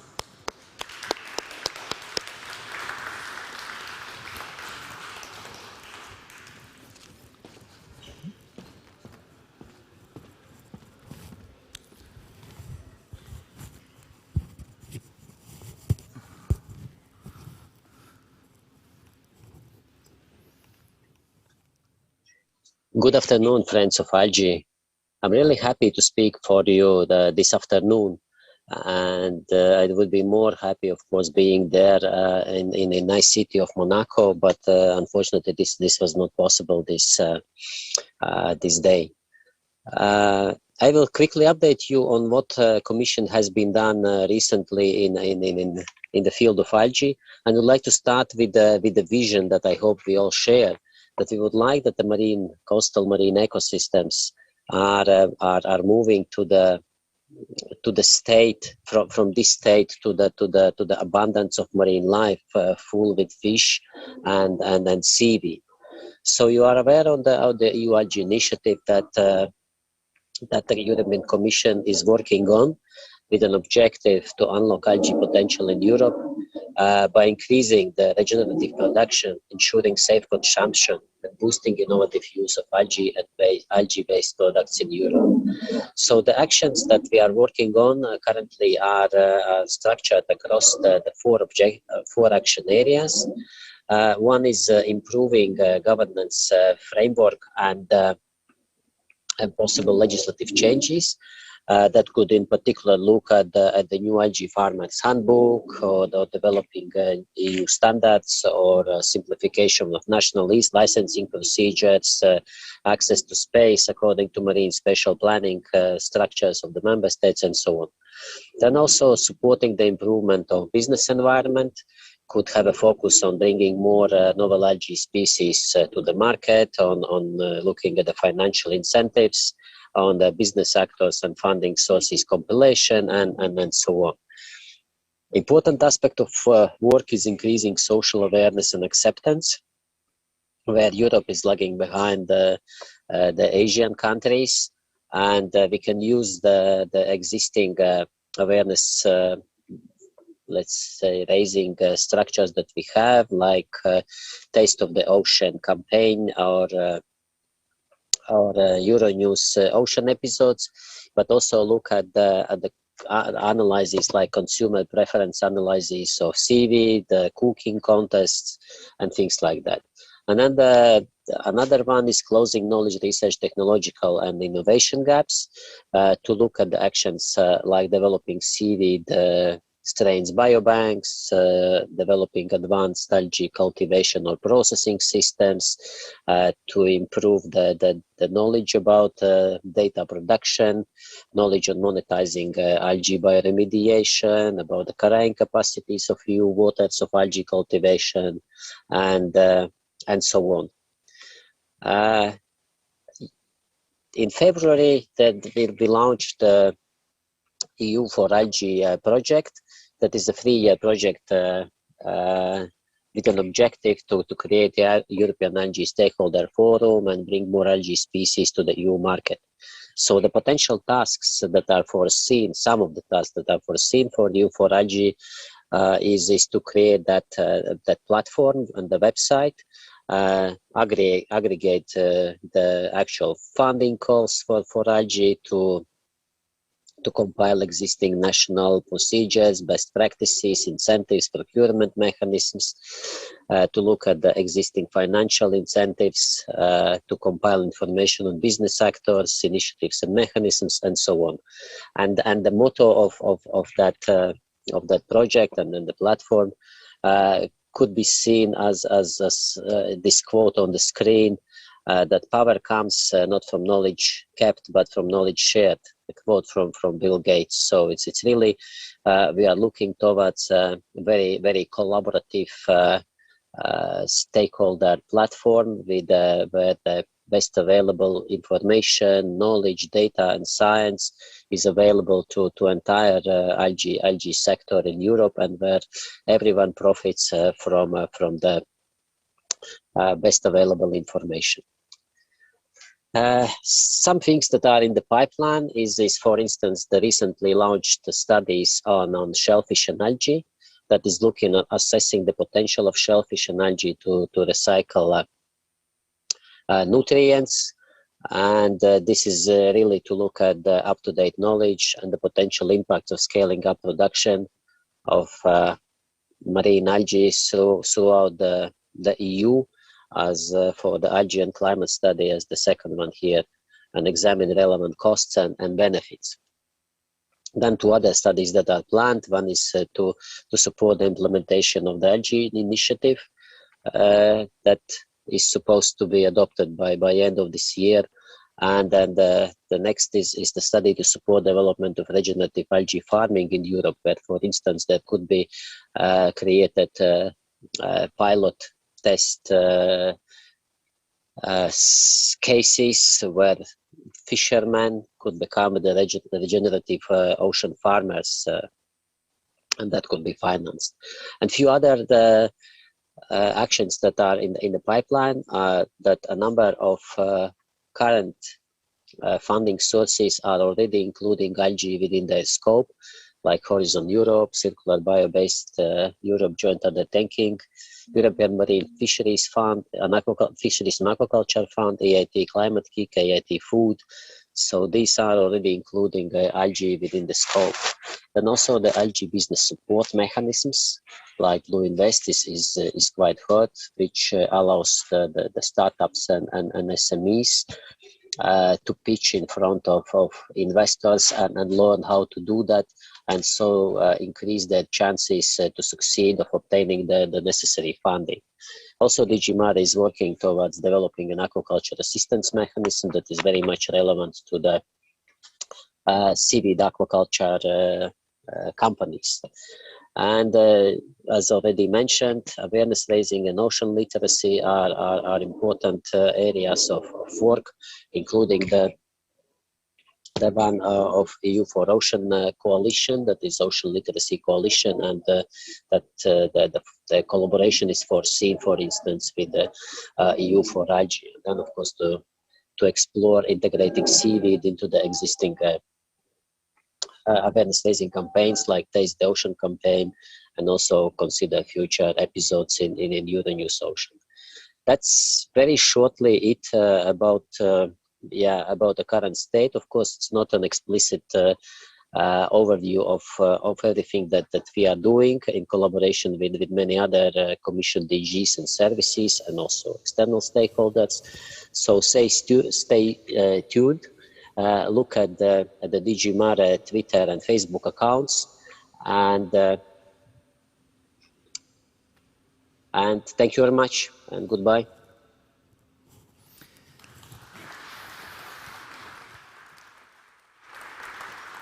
Thank you very much, Maris. I know you are following us online, so we wish you a prompt recovery and thank you for recording the video. And we also hope that the member states will follow the Commission leadership and also start championing the seaweed agenda in our respective European countries.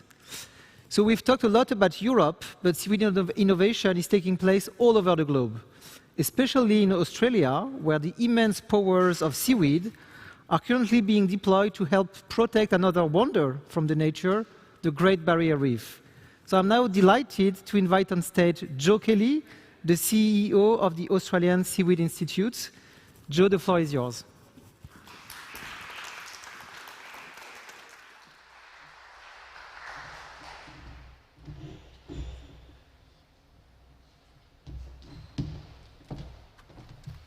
Bonjour. Good afternoon, everyone. I realise I'm standing between you and cocktails, so I'll try and make this as entertaining as possible. I'm absolutely delighted to be here in person. It's been good to break free of the country for a while. It's been a while. My hope is that together this week we can actually come together and collaborate and accelerate action during this critical decade of change. Thank you to Monaco Ocean Week organisers and particularly Seaweed for Europe and the Safe Seaweed Coalition. My name is Joe Kelly. I'm the CEO of the Australian Seaweed Institute. I'm probably speaking quite loudly, I realise as well. And it's a purpose-driven company. That's a nice photo of me, but this is me in my natural environment. In addition to being the CEO of the Australian Seaweed Institute, I'm also on the Safe Seaweed Coalition. I chair the Australian Sustainable Seaweed Alliance, which is the industry peak body for Australia. The reason I'm in Europe is because I'm a Nuffield scholar and sponsored by AgriFutures Australia, who have brought me here today, which is great.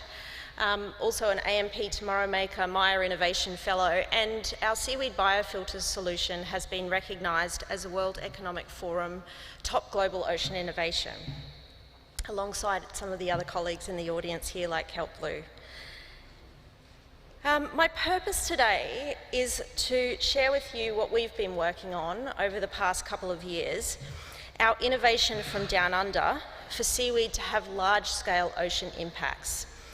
We're calling our project Reef to Beef, Seaweed Biofilters for Reef Resilience and Emissions Reduction. My background, well, I was blessed to live much of my life and still do on a small sand island off the coast of Queensland in the middle of a marine park. And so since childhood, my life has really been entwined with the sea, and my purpose is to protect oceans for future generations so that they may have the chance to connect and experience oceans just like I have. In Australia, we're privileged to have the World Heritage Area, and a unique and abundant ecosystem of the Great Barrier Reef. The reef itself is the largest living structure on the planet. I'm sure you've all heard of it. It's bigger than the United Kingdom, Switzerland and the Netherlands put together, and the marine park surrounding the reef is home to 25% of all known marine species. So you can see why it's so important that we protect this ecosystem. Of course, like all rare jewels, we've had it valued. The Great Barrier Reef is estimated to have an economic, social and icon asset value of around 40 billion euros. It supports 64,000 jobs, and that's more jobs than the coal, oil and gas industry put together in Australia. So I probably also don't need to tell this group that coral reefs worldwide are at now severe risk with predictions that they won't survive the decade without drastic action, particularly to turn around CO2 emissions and water pollution impacts. We're just seeing the 6th mass coral bleaching event happening right now on the Great Barrier Reef, and that's the 6th event since 1998. And this is particularly concerning because this was meant to be a cooler year because it's a La Nina year. One of the other big challenges for the reef is nutrient pollution. So every year, thousands of tonnes of excess nutrients, mainly nitrogen from fertilisers, run off the land and out into the reef. This can cause harmful microalgae blooms, and it smothers the coral and reduces the light getting to the coral. In addition, the water is becoming much more acidic as the ocean absorbs high levels of carbon dioxide, which also threatens the survival of coral reefs and their marine life. The nitrogen runoff is also linked to crown-of-thorns starfish, and this is a significant contributor to loss of coral cover on the reef as well. So we must tackle the nitrogen problem. To date, most of the investment in interventions has gone into on-land solutions, and this has resulted in incremental change to nutrient loads entering the reef. Innovation is needed and fast. So let me tell you about what we're doing. My team and I have spent the last year designing a large-scale nature-based solution for seaweed biofilters to intercept nitrogen runoff from the land and to remove that nitrogen via harvesting the seaweed and using that seaweed to generate revenues that will help to fund the solution into the future. It's also a unique, I guess, economic environment for seaweed in the Great Barrier Reef, in that there's revenue can be generated from nitrogen credits as well. Our reef-to-beef solution can deliver multiple large-scale ocean impacts for water quality, reef resilience, biodiversity, and emissions reduction. Here's a little video to explain the concept in a bit more detail. We hope this one works.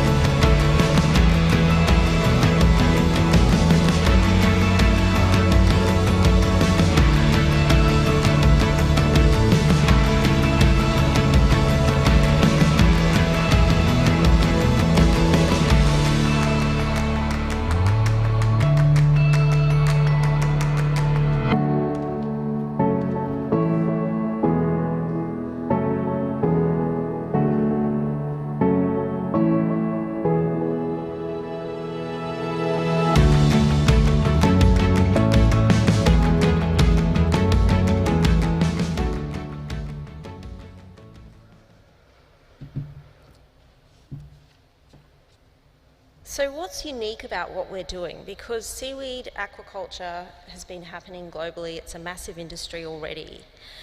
I think there's 5 real key elements of our approach that mean that this is innovative. One is the understanding of the problem. The Great Barrier Reef, because it's such a high-value ecosystem, there's lots of data and there's biogeochemical and hydrodynamic models that support anything that we might do in the Great Barrier Reef area. There's also very clearly defined targets for nutrient reduction and that we can work to actually design the seaweed biofilter solution to solve that problem. The second point is that ecosystem services are at the heart of the design. I think we just heard from Carlos about the seaweed farms that they were looking at for carbon dioxide sequestration, and that they weren't actually designed to do that. They were commercial farms. We're flipping that on its head here. We're designing seaweed biofilters to provide ecosystem services first, and using the benefit of being able to provide a commercial product to actually generate revenue to continue to fund that solution. The third point is, and we've heard a couple of times mentioned today, a unique emissions reducing seaweed. This is native to the Great Barrier Reef catchments. It's actually an Australian discovery for a seaweed called Asparagopsis taxiformis that reduces methane emissions in cattle by over 90% when a very small amount is sprinkled into ruminant food. I had the luxury of tasting the first low emissions or low methane steaks in Australia recently. And there's a lot of research that's gone into the development of that seaweed and the benefit claims that it can have. The other key sort of element of our approach is stakeholder engagement. We're working closely with Indigenous sea country people in the marine trials phase of our work, and I see them being really involved in the future of scaling this up as well. We're also engaged with port partners and other industrial partners who are interested in understanding how they can offset some of their nutrient pollution. We're also working really closely with regulators on policy that will actually facilitate seaweed biofilters as a large-scale intervention for water quality improvement, as opposed to commercial aquaculture only. This is a key differentiator in terms of having seaweed accepted as a solution and a provider of environmental services. Also, the scale of the impact. This should appeal to impact investors who are always looking for very large-scale impacts. We are looking to remove around 3,500 to 4,000 tonnes of nitrogen per year. That has a low-end valuation of €100 million a year for the reef credits for nitrogen removal alone. We're also looking to feed a couple of million cows, and that would have the resulting impact of removing 4.5 million tonnes of carbon dioxide equivalent per year. That's actually 1% of Australia's carbon footprint, so this project is significant in terms of the potential scale that it has. We've heard about CO2 sequestration potential benefits, and I haven't even factored those into our project yet, so it will be great to take that information forward and do some calculations on what we can achieve there as well. But what we have looked at is ocean acidification. So by taking up carbon dioxide out of the sea, and then removing the seaweed from the ocean, we're actually removing a whole load of carbon from the marine environment. And that has the potential to buffer ocean acidification by between 7 and 21 years. And there's modelling. The great thing about the Great Barrier Reef is we've got a lot of modelling that supports that type of analysis. Also recently we've been looking at the results of the Nature Conservancy and others' work on biodiversity increase around seaweed aquaculture, and I was pleased to see that research showing an increase of between 25 and 120% in relative abundance of fish species is reported around existing seaweed aquaculture. The fifth sort of key scale impact that we're having is creating thousands of new jobs. Thousands of new jobs in regional coastal communities and economic development. to make them sustainable for the future too.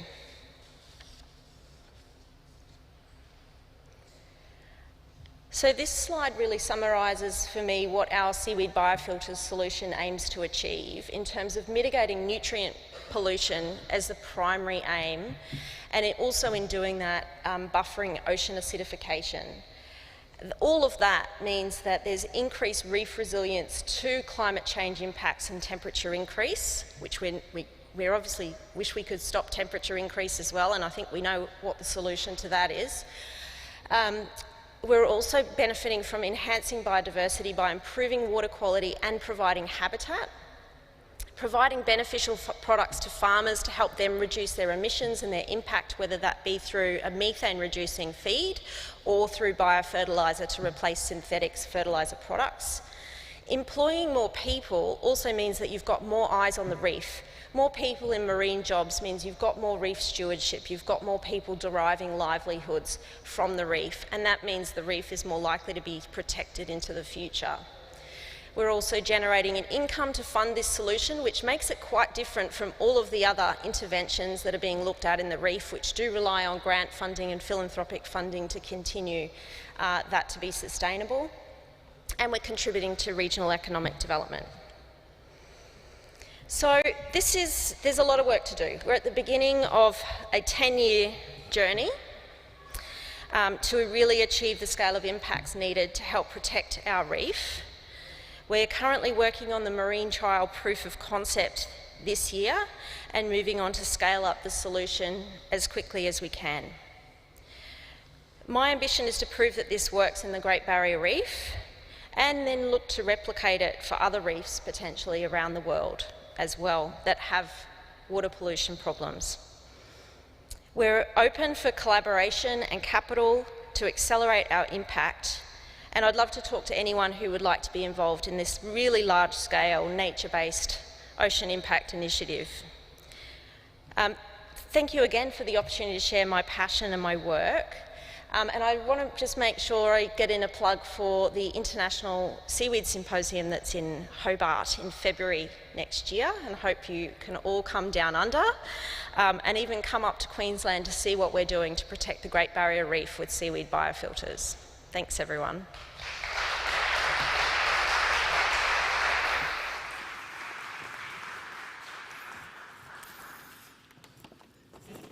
Thank you so much, Joe. And so I think we can all open our calendars and mark down February 2023, because Hobart and Queensland seems like a nice trip.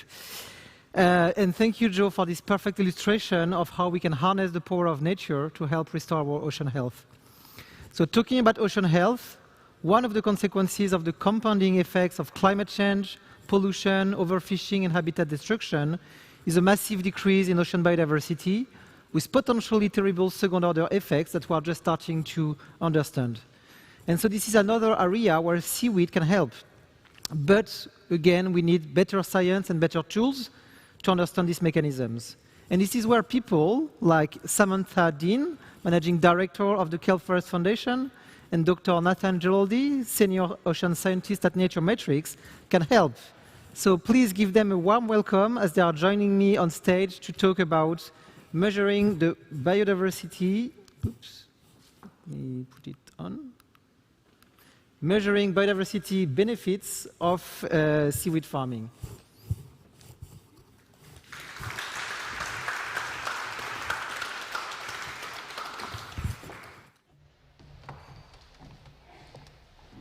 Thank you, Adrian. So we are not the first ones at the Kelp Forest Foundation to look at giant kelp as biodiversity boosters. Charles Darwin, at the beginning of last century, came across them when he visited Galapagos, and I want to quote him. "I can only compare these great aquatic forests of the southern hemisphere with the terrestrial ones in the intertropical regions.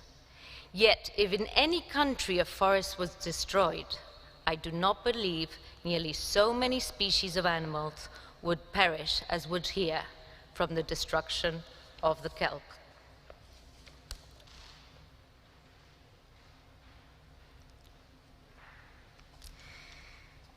These magical underwater forests, as David Attenborough loves to call them, are some of the richest ecosystems in the planet. They create habitat, food, and shelter for hundreds of species.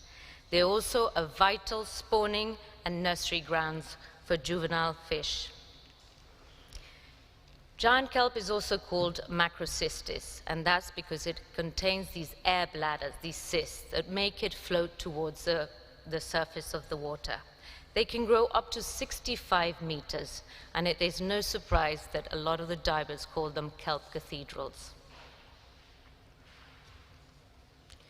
I want to tell you a little bit more about the Kelp Forest Foundation, what the ecosystem services of giant kelp are, and how we are measuring the biodiversity impact. What are we measuring, what are the methods, and some of the challenges we're facing. The Kelp Forest Foundation was set up only a year ago in the middle of COVID. It was set up by Kelp Blue, and our mission is really to fill the gaps in the science around giant kelp cultivation. Kelp Blue is looking to grow kelp forests off the shore of Namibia at scale, and they harvest only the canopy, leaving the rest of the giant kelp in the water to continue ecosystem services. Giant kelp, unlike other seaweeds, is a perennial species, so you only need to seed it once and it will live 7 to 20 years. So what do we do at the foundation? We mostly fund academic research in two main areas. One is the impact of giant kelp cultivation on biodiversity and the geochemistry, the chemistry of the water. And the second is the carbon capture and the avoided emissions of kelp products. Somebody asked about the avoided emissions of plastics. We will hopefully be looking into that later on. We also believe that we need to establish seed banks. A lot of the kelp forests around the world are dying. And so we are collecting spores from wild kelp beds around the world and safekeeping them for future generations. We also support ocean education and capacity building. We want to create the next generation of ocean lovers. And lastly, we want to raise awareness about the ecological benefits of not only wild giant kelp forests, but also cultivated ones. So why are we focusing on giant kelp? Giant kelp is probably the fastest growing organism on the planet. Yes, you heard well. It can grow up to 50 centimeters a day and up to 65 meters. It supports over 800 species, and it is the raw material for many industries with a negative footprint. Remember, we do not use land or fresh water or fertilizers or pesticides to grow giant kelp. So it is one of the most promising, very scalable, nature-based solutions to fight climate change. We heard from Carlos and Joe about the ecosystem services of kelp forests. It is no different with giant kelp forests. They enhance biodiversity, they capture carbon, they deacidify and oxygenate the water, and they filter the water from the excess nutrients. So what are we measuring?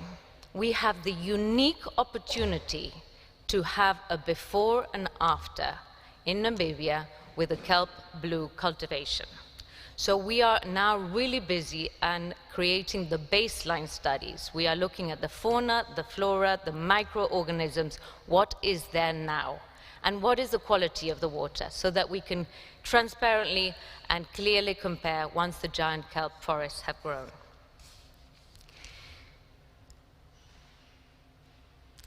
Meet the team.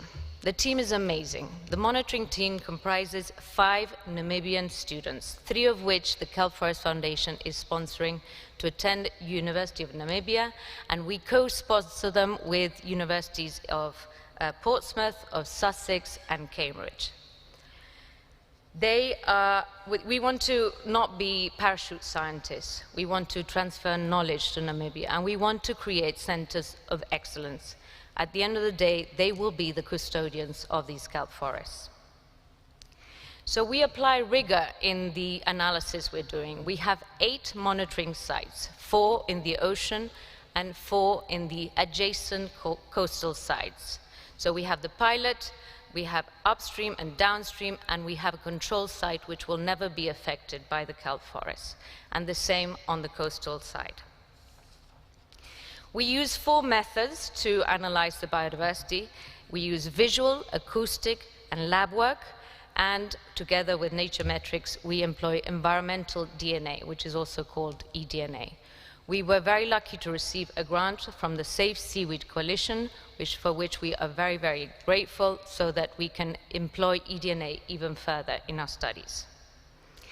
On the visual side, we use 4 types of visuals. We use GoPros, they tried and tested GoPros, and we use them for aerial views, for underwater views, and for taking photos of the coastal algae areas. Now, I don't know if you know, but Ludris is a very windy place. So we cannot use drones. We have to put these GoPros on kites and then take aerial views, which we then time-lapse and create these 3D imageries to map the kelp forests that are existing there now. We also use a traditional quadrant sampling when we're looking at the coastal areas, where we marked with GPS so that we can return to those areas every month and see what the developments are on shore. We have a remote operated vehicle that can take videos and photographs of places which could be quite difficult for us to get to, like the bottom of the ocean, which is about 55 meters deep. We also use the traditional counting what we see. So we stand at the front of the boat and we count the birds, the type of mammals that we see. And then when we do use the IUCN red list to really weight the types of species that we're encountering. Acoustics is an interesting area, and maybe not one that is used very widely. But there are 2 types of acoustics. There is the passive acoustic, which is just listening to the water. So we record the noises of the water, and with software you can determine whether it's a whale or it's a dolphin, for example. We also use active acoustics, which is a different method. You send a sound from a echo sounder from a boat, and then this will create an echo which will come back to you. That backscatter will then be analyzed to find things like jellyfish, which don't emit a noise. But it can also be used to calculate kelp biomass. Lastly, we do depend on lab work. There are many organisms that are not able to be seen for the naked eye. So, for example, we use plankton nets to look for zooplankton and phytoplankton and eggs and larvae to determine whether these are becoming spawning grounds, for example, and for the sediment analysis, which has a lot of microorganisms. This type of research doesn't come with no challenges. There are a few challenges which we can control and some that we can't. We can obviously not control the wind. Now, the wind in Ludris can go up to 85 kilometers per hour. So we have to harness it as opposed to battle it. So that's why we use these kites. Permits. Some of the locations that I showed you, we have to ask for 4 permits, either from the government or from the diamond concessions, which we have to be very, very careful what we take or not take. Ocean tech is a challenge. It is expensive sometimes, it needs constant recalibration. The battery life, for example, of a GoPro is only 2.5 hours. And it is expensive. Every time you take a boat or you have to buy a sensor, a pH sensor can cost £3,000, a nutrient sensor can cost $35,000. But we can't improve what we can't measure, and we are super proactive at measuring. So my main takeaways for you today is that to support the entire seaweed industry, we need to really have robust, independent, transparent science about the ecosystem services of cultivated kelp. We also need to continue investing in innovation, in ocean tech, and in advancing monitoring techniques. And the Kelp Forest Foundation does need horsepower. So please come and see me if you want to help us on our journey, if you're in a research institution that wants to help with the research, or you think of research topics that we should be doing, or you're an ocean tech company wanting to try your technology with us. And of course, if you want to support us with funding, we would be very, very welcome. So I would like to pass the word to Nathan, who will be talking about work together on environmental DNA. Thank you.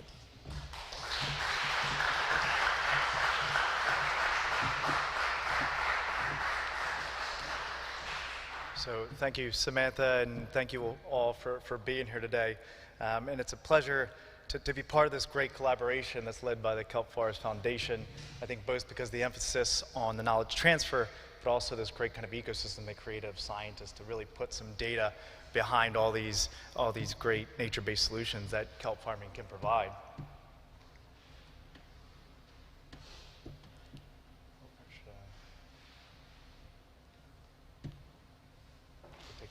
Oh, there we go. All right. So all organisms in the oceans emit their DNA, right? Through their cells, through mucus, and through waste. And so you can kind of look at our oceans a different way. Maybe not here in the clear blue waters, but they're kind of the soups of genetic material. And so at Nature-Metrics, we take advantage of that genetic soup and really create a scalable way of measuring diversity. Because currently, sometimes we take scientists, a team of scientists, and maybe they travel across the world just to measure that biodiversity. And so at Nature-Metrics, we're really trying to simplify that. And so here's an example. We just take a sample of water, we push it through these filters shown here, and what happens is that filter is kind of like a fingerprint of the community. We're able to extract the DNA from the water, and we're able to associate that with all the different species that are swimming around. And to collect this sample is really simple. It's funny, even my 8-year-old can do this. We practiced, although my 6-year-old said he did it better. So it depends on the exact age. But these kits can be sent anywhere around the world, and so we can sample at scale. And that's the really benefit of this, is that it's a scalable solution. And so here's just an example of one study that we conducted in the past in associating with aquabiota. It was in the Baltic Sea. Ooh, I went too far. And the circles are indicative, the size and the darkness are indicative of the number of species we picked up in samples, and we set the nets overnight for 12 hours, and on the right is just eDNA from 3 liters of water. And you can see that at every site we picked up and detected more species through eDNA than we did through the overnight netting. So this is just a good demonstration of the potential of eDNA and the simplicity of it. And so this is an example of teaming up with Kelp Forest Foundation and Kelp Blue. This is Veer here is in our business development team, and he's based in South Africa, but he traveled to Namibia to help out and teach some of his students how to sample water. Some are using the kind of manual sample, and then to sample larger volumes, we can also have this handheld pump. And so actually we have some initial data, and this is from before the kelp farm was put in there, just to demonstrate the power of eDNA. And you can see we've found 12 species of fish. And this is just an example here. We have 4 different samples that we took as just a pilot study. And the size of those circles indicate how many reads of eDNA we found in each of those samples.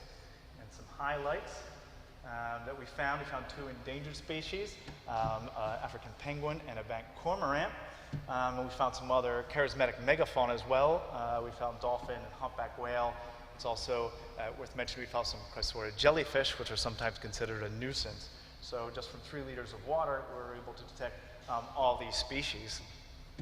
And so obviously it's a kind of a new way to monitor diversity that's both standardized, and we can send it anywhere in the world, and then those filters are sent back and we can analyze them at our labs in the UK.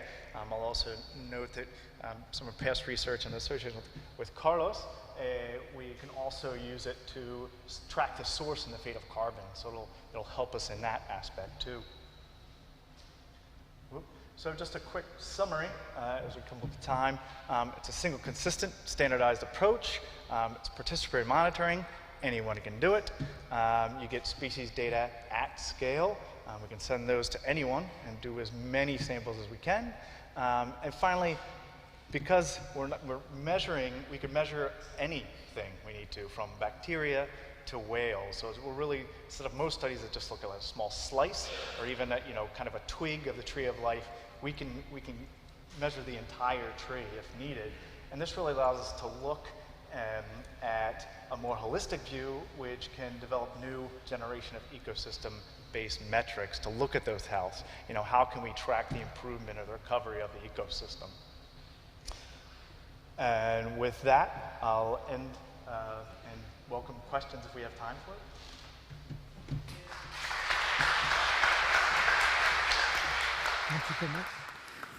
Thank you very much, Nathan. So indeed, we have 5 minutes if there are any questions from the audience. So I will happily carry the microphone. If you want to take a seat, Nathan and Samantha. Up.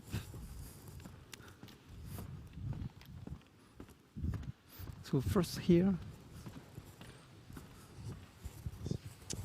Hi, everyone. Thanks for your presentation, both of you. I have a question for Nathan, which is kind of technical. When you take the 3 liters to measure the eDNA, I was wondering if there was any correlation between the eDNA and the depth at which you take the sample. Thank you. It really depends on the life down there. For just a recent study that a lot of people ask about the Permanence as well.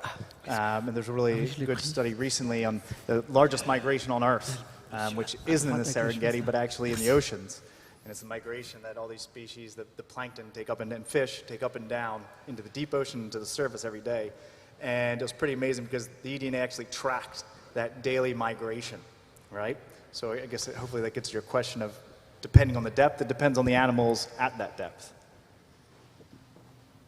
Yeah, sorry. Yeah. How much time, how fast do you have to get the probes to the laboratory? So how much time do you have? How fast do you have to get the probe to the lab from extracting from the ocean? So our filters, our kits, not only have the filter, but then they have another solution that locks the DNA in there.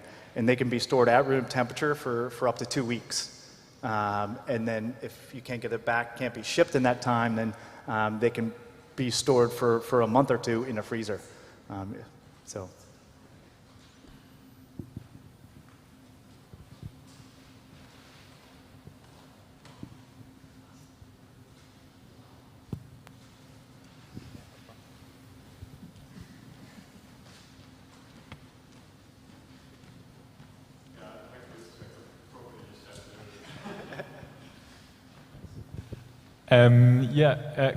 Can you use this technology to find previously thought to be extinct species, and have you found anything? It's a good question. There's a lot of studies right now involved in some, and Carlos mentioned it as well, to using data cores and looking back in time. And there's some great studies in lakes and even off the coast of Japan that recently recreated fish abundance based on eDNA in sediment. Specifically to that question, I don't know. I mean, actually, some of the most popular ancient DNA, which it's called, were able to recreate the mammoth populations and see how the mammoths changed as well as their plant diet. So maybe yes. I'm not sure of any specifically one to extinct. I haven't maybe one looking at the dodo bird I don't know of, but yeah, hopefully that gets your question. But it does, catch rare species, and that is very important because it's quite difficult to assess those if you don't have eDNA. Yeah, absolutely. Rare species and cryptic species in particular for reef ecosystems. That's a big benefit of using this DNA, because a lot of visual surveys, you miss a lot of those important little species that are hiding in all those great crevices that habitat provides. So eDNA is a really good way to look at those cryptic species that aren't even counted in normal surveys. I have a question about, so the time frame of the testing, from when do you start from when you're putting the seaweed in, and how long does it, when will you test from and to? And also, does the foundation have many plans, or it would be great to talk about doing other locations as well?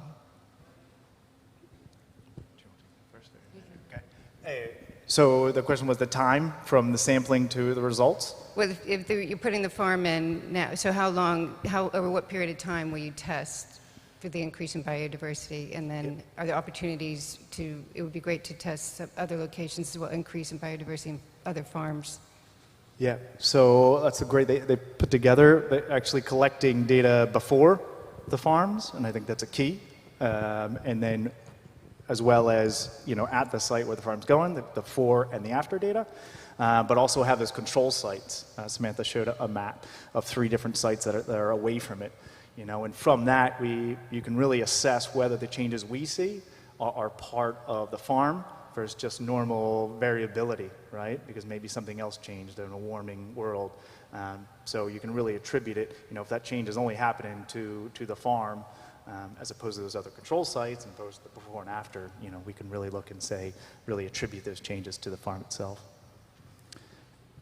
And in terms of the question about the foundation, the truth is you can't rehearse what hasn't been invented. So we are starting this off with the first innovation of this giant kelp farm being cultivated at scale. So we are going to be learning from that, and then as more farms develop that are giant kelp and are offshore, we will know which of the techniques are the best and which ones are the more effective.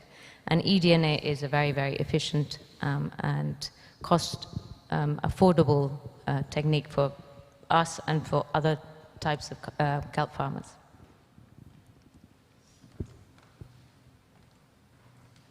We have time for one last question. Any volunteer? No? So in this case, join me in giving a round of applause to Nathan and Samantha.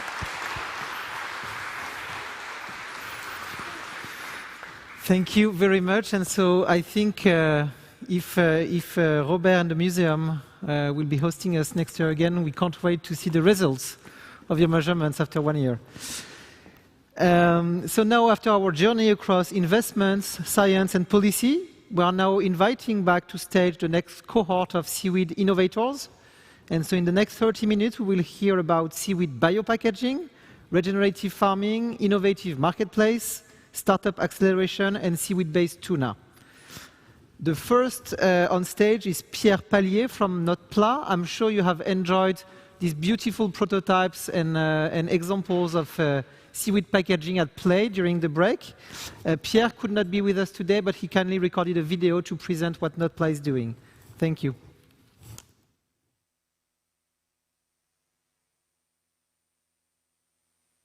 Hi, I'm Pierre, one of the co-founders of Notpla, and I'm going to tell you a little bit more about how we make packaging disappear using our technology. We're very concerned about the amount of plastics that enters our ocean, the fact that this material takes hundreds of years to break down, and that it creates microplastics that has harmful effects for human and for marine life. So we really need to find a better material, and we think that this material could be seaweed. Seaweed is a really incredible resource. Some of the seaweed we use in the lab grows faster than bamboo, and it doesn't require fresh water or fertilizer. It sequesters carbon. So it really feels like we should be using more of seaweed and less of plastic. What we've developed at Notpla is this ability to take all of the different bricks of technology that naturally exist within the 12,000 species of seaweed to create new packaging formats completely plastic-free. And we think that this is only the beginning. We want to expand this catalog of solutions as we continue to grow. One of the incredible things with seaweed is that it's naturally biodegradable. So at the end of life, it's a bit like the peel of a fruit. It will break down without any human intervention. Unlike PLA, one of the bioplastics that is made from cornstarch, that will not break down unless you put it in an industrial compost environment. Otherwise, it will just fragment into microplastics like regular plastic. So we started with Oho, our first product. It's a little bubble that can contain water or different kind of liquids. It's totally edible, so you can eat the packaging. And we've been using it for marathons and races to provide hydration without any of the plastic. This is the London Marathon in 2019, where we hydrated 40,000 runners with Lucozade. We've also encapsulated like cocktails with Pernod Ricard that went viral. And more recently, we've been working with Heinz on packaging ketchup and mayo for tackling the little sachets of condiments that you get on a home delivery. We've also been looking at takeaway boxes and how they contain, especially the cardboard boxes, a thin layer of plastic to make the cardboard resist to the grease and the water of the food. That's what the role of the coating is. And with our coating, which is made from seaweed, we've made it completely natural, biodegradable, and even recyclable. And so we've been now launching this product on the market. It's available to Just Eat restaurants in the UK, Germany, and Netherlands, and we are increasing our manufacturing capacity very fast. We've also developed a range of heat-sealable films that have really a wide range of applications for forming little sachets. One of the incredible things is that it's soluble, so you can actually imagine single dose of pasta or coffee completely disappearing inside of your mug without leaving any trace behind. And one of the applications that we're really excited as well is in the cosmetics and personal care sector, where there's a really growing number of brands that are looking at direct to consumer and concentrates to bring a different kind of product to the consumer and are engaging more with sustainable packaging. As we extract the gelatinous part of seaweed for making these previous products, we're also left with a lot of fibers and a lot of biomass that we've turned into paper, and it's a very circular way of using the entire plant. So we are developing cardboard and paper that is used at the moment by cosmetic companies for secondary packaging, and we think that there's lots of great ways to use this very textured and very strong storyteller paper for brands who are making a move on sustainable packaging. We are very excited to have a team of investors that is backing us, impact investors who really want to see a change in this industry. It allowed us to put together a team of 55 at the moment across chemistry, engineering, design, production, and business development. We're all based in London. And we're on our way to have eliminated 1 million single-use plastics, hopefully in the coming few months. So we're really excited to see this change happening. We've been recognized by many different awards and publications, and we can't wait to find ways to reduce single-use plastics with you. So get in touch and let's discuss how we can make packaging disappear together. Thank you very much. Of NotPla. Thank you I'm going to very tell you much, a little bit more Pierre. about how we... I'm pretty sure you are following us online, so thank you very much. And you have heard us talk many times about hope today, so these are the kinds of sources of hope, of innovation in action. The next innovator is Sam Zak, representing the Climate Foundation. So, Zak, the floor is yours. You have the...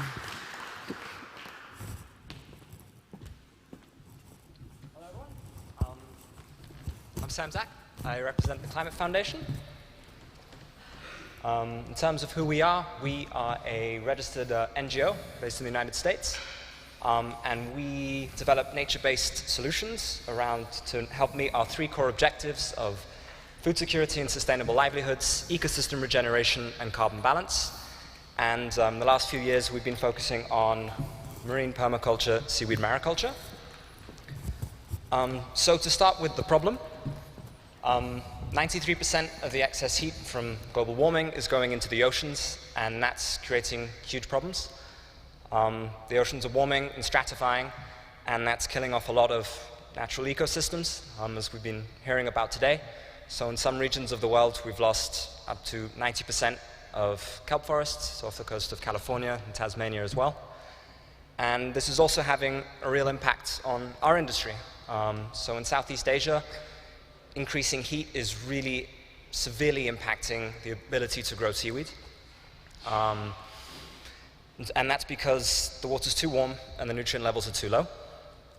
And this is something of an existential threat for the industry. So after years of productivity increases, I think as of 2015, global seaweed production actually stagnated. So we need to find solutions to try and tackle the problems this excess heat is causing. And so our solution that we've developed is what we call deep water irrigation. So we access deep water nutrients that are readily available across the world's oceans if you just go deep enough. And we access these nutrients in order to restore primary productivity. And doing that can rescue seaweed production, and as we've been hearing about today, also have a really positive impact on marine biodiversity. So these are some images taken from, by GoPro cameras from our team in the Philippines. Here's some proof that it works. So as I just mentioned, since 2019, we've been based in the Philippines. We've conducted a number of different deep water irrigation trials, and we've shown that we can increase growth rates compared to controls by up to 300%. And that's exciting for three reasons. Firstly, we can rescue seaweed production that is in decline. Secondly, we can enhance productivity. We can do that by increasing yields and also by extending the growing season from 5 to 11 months of the year. And lastly, we can also then enable cultivation in offshore conditions where seaweeds would ordinarily struggle to grow. So we like to say that we're an overnight success, a decade in the making. Our executive director, Brian, first had this idea back in 2009, and we've been working on it since then. In the last few years, we've validated the biological response of seaweeds to deep water irrigation through a number of different trials. Right now, we're in phase 3, so we've already built a 100 square meter pilot platform, which this year will be scaling up to 1,000 square meters, and that'll be a stepping stone to building our first commercial hectare, and that's the point at which we've modeled economic sustainability. In terms of our scaling plans, our aim is to get to that hectare and then build it up again thousands of times across tropical and subtropical oceans, and why not a project here in the Mediterranean as well. And we think the scaling model is promising because it will enable rapid and distributed scaling, and we're also keen to license out our technology as well to enable lots of different folks to experiment with our technology and to enable knowledge sharing so that we can all grow faster together. Our near-term markets, as we've been hearing about today, are food, feed, and fertilizer. We've developed our first product, which is a tropical seaweed biostimulant, which we're aiming to sell to rice farmers in the Philippines. And we've already trialed it out on rice crops in the Philippines with promising results. So we've shown that we can increase productivity between 15 to 30%, whilst conferring drought and heat resilience. And yeah, I'm happy to say we've had a lot of favorable traction in the media. So here's a list of different publications in which we've appeared. This is all publicly available. If anyone would like to read any of these links, I'm happy to share. And otherwise, that's it from me. Thank you very much for your attention. And if you have any questions, feel free to get in touch or ask me in the networking session. Thank you.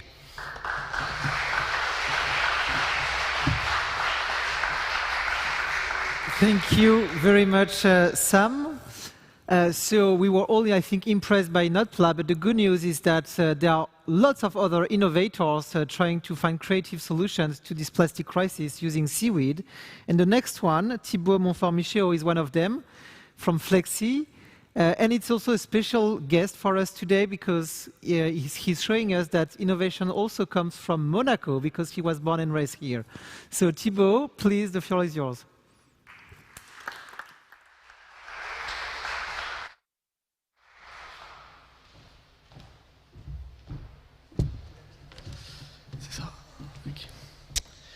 Hello, everyone. So thank you for that little introduction. I did grow up in Monaco, and so the plastic waste is a problem that is dear to my heart. I actually grew up with a fantastic sun and the beaches, but also the plastic waste on the shorelines and on the beaches as well. So how much plastic is there? 380 million tons of plastic waste are produced per year, but this is bound to double by 2034. So the matter is quite urgent.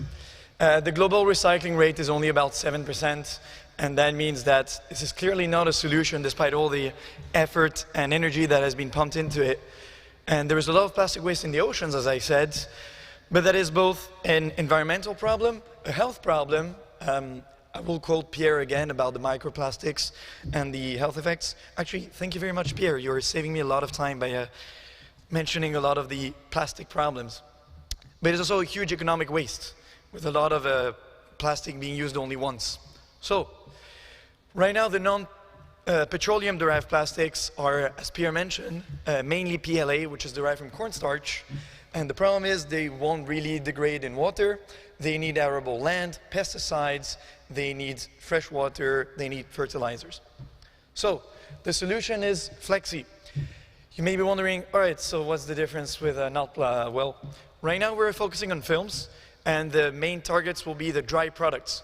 It's great, and I'm super grateful that NOTPLA and other companies out there, they're not the only ones, are working with plastic packaging, and mainly focusing the liquids, because it allows us to sneak in the dry market, as you can see here with either non-food items in the cosmetics. I know there's a big trend with anhydrous products, but also in the dry foods. So this main difference with Flexi and other companies is that we are actually using red seaweeds. I know we're talking about kelp a lot here, especially in Europe, because they love the fresh, cold waters.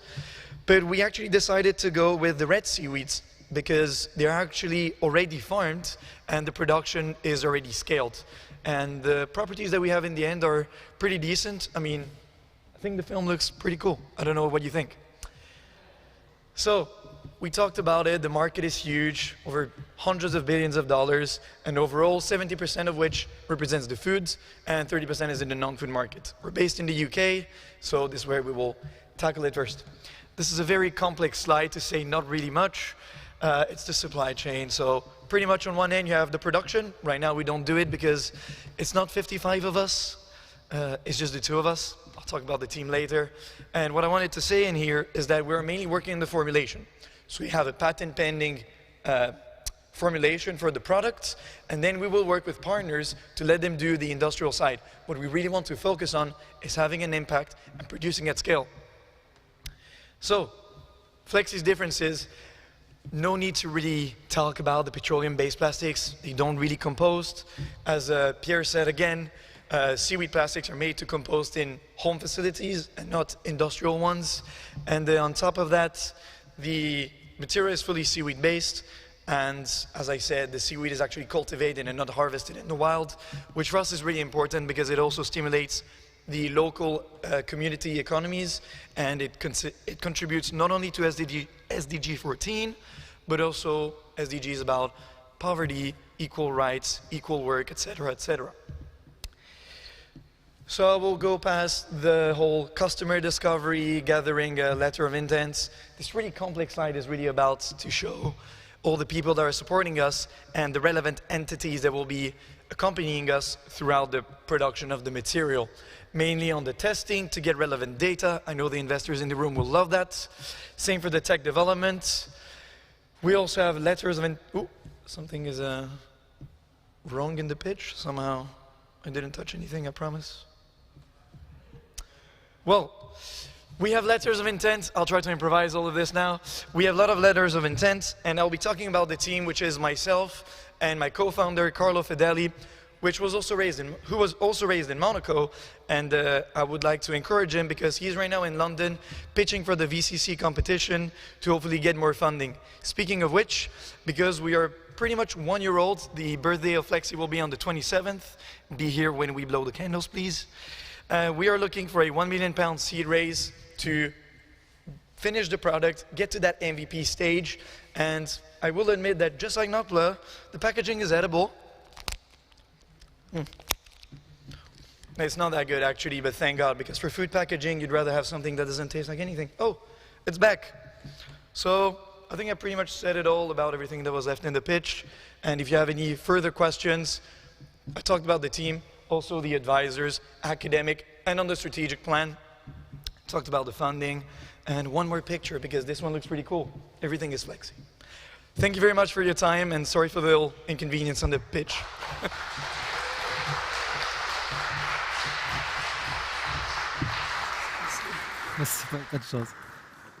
Thank you so much, Thibaut, for this high level of energy that is very contagious. So thank you so much.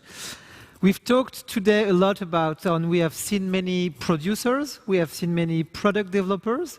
The next innovator on stage is trying to connect the two by building a marketplace. So I welcome on stage Jean-Baptiste Valert, who is going to talk about placedesalgues.fr. C'est ta petite commande là. Thanks to give me this opportunity to speak as a founder of the Place des Algues. Place des Algues, let's speak French. Place is where people talk and discuss. It's in the middle of the village. And obviously, after talking and eating or drinking, you show your products and you do business, you trade.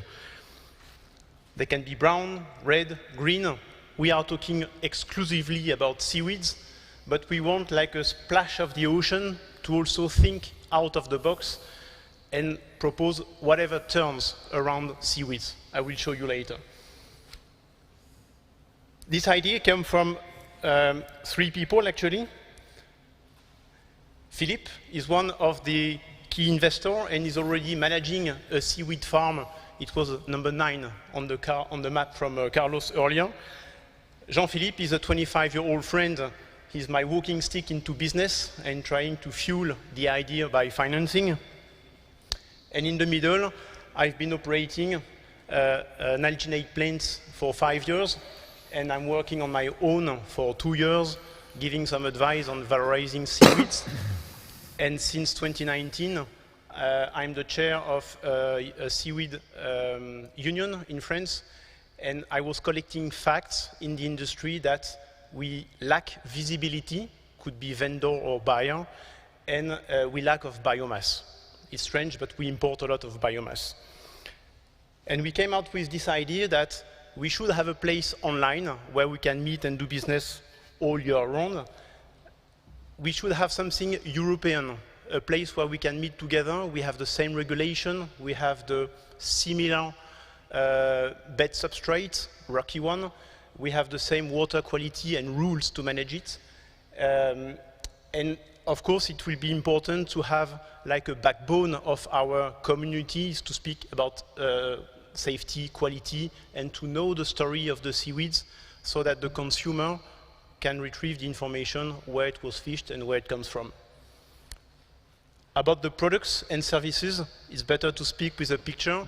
Yes, seaweeds, of course, 700 species in Brittany, for example, but also we could share weeds, engineering, we could share second-hand material, we could share concessions and access to the sea, and we probably need also the regulator to hear me and to see if we can facilitate this sharing of the sea access. Maybe in Asia it's cheap, but in Europe it's quite expensive to invest in the sea, and it could be a good value also for our investment to share it, to make them sweat, and to make sure we can be specialized in our business and have more community of sharing activities. So the products needs to be visible. We need to build a trust among the industry, and if we, in the same time we launch the movie, I can bring you through the website. There are 2 steps. Today is more like a boutique. People give me their product. I try to commercialize them, to show them up, so the buyers can choose per product or per industry segment they are working on, and you can choose your quantity, and you go to your basket. When they are going to realize what I'm doing is easy, I'm inviting them to do their own and manage their own shop. So from a multi-product website, it will become a multi-shop website, and we come to the marketplace. And as an example, I wanted to thank supporters like company who brought some products that you have seen in the table earlier, like Algae. They make product available to the market, and like sessions like here where we can create this community, and we have all the will to share about seaweeds, and could be nice if we have the will also to do business together. Thanks a lot.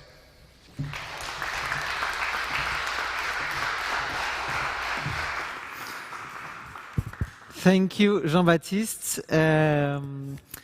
Next speaker is, again, not an innovator per se, like being the owner of a company, but he's a big enabler of all these wonderful seaweed companies. I'm talking about Ross Brooks from Catapult Ocean, which is one of the biggest and most famous and most advanced accelerator of ocean startups based in Oslo. So Ross, no pressure, but now the floor is yours.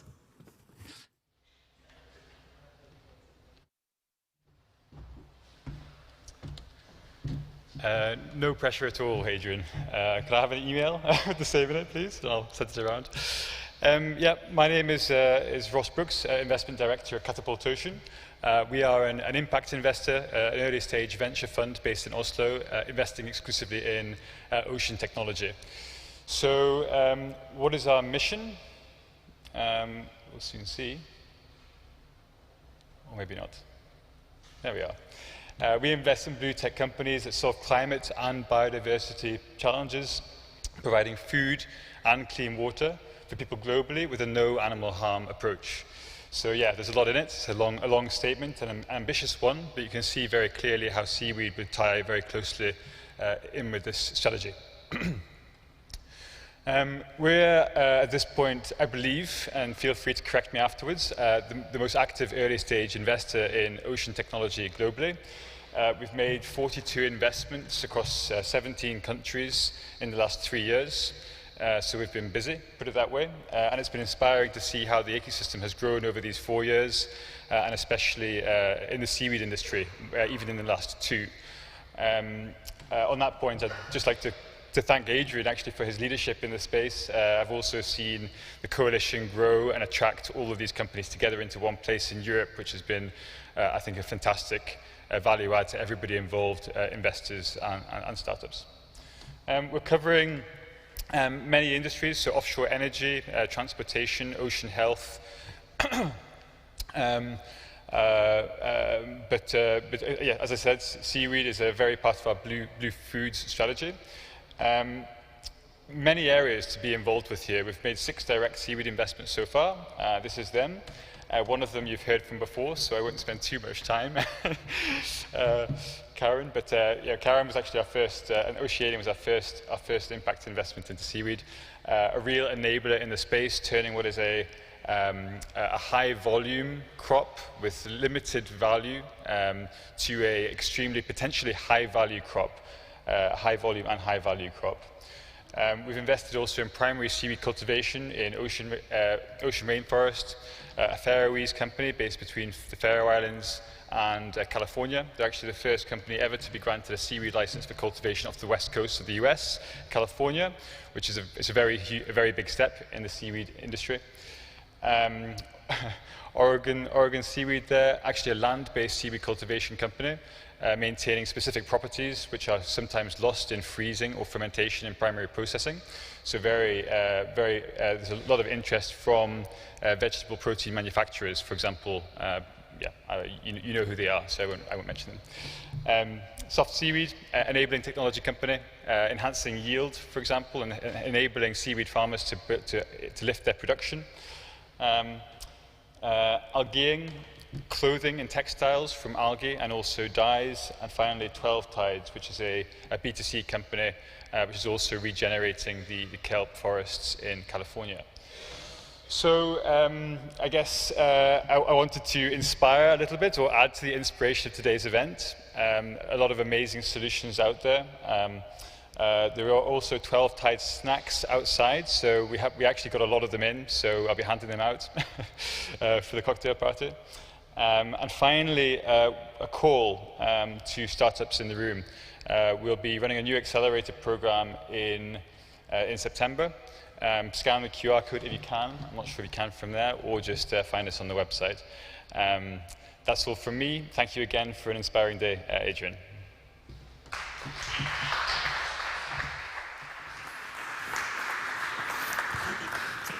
Thank you, Ross. And so our last innovator of the cohort for tonight is Denise Filci-Kloglu. She's the co-founder of a very innovative German company called Better Fish. Denise could not make it with us today, but she kindly also sent us a video, and I'm sure she's listening to us. So hello, Denise.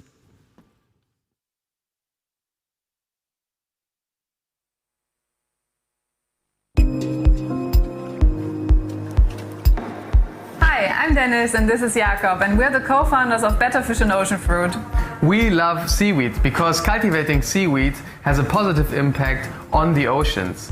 And the more seaweed we cultivate and the more seaweed people eat, the better the impact on our environment. And because we want to make people eat seaweed on a regular basis, we created delicious products made from seaweed, like our vegan tuna under our brand Better Fish. And our delicious organic seaweed salads. Both of us were fascinated by seaweed.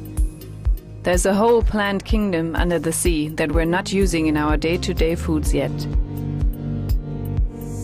But seaweed is not just seaweed.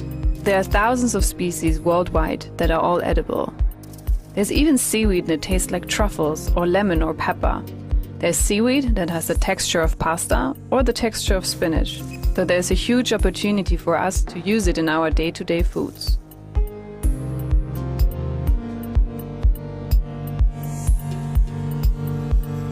In Norway, you find the pioneers of seaweed cultivation for Europe.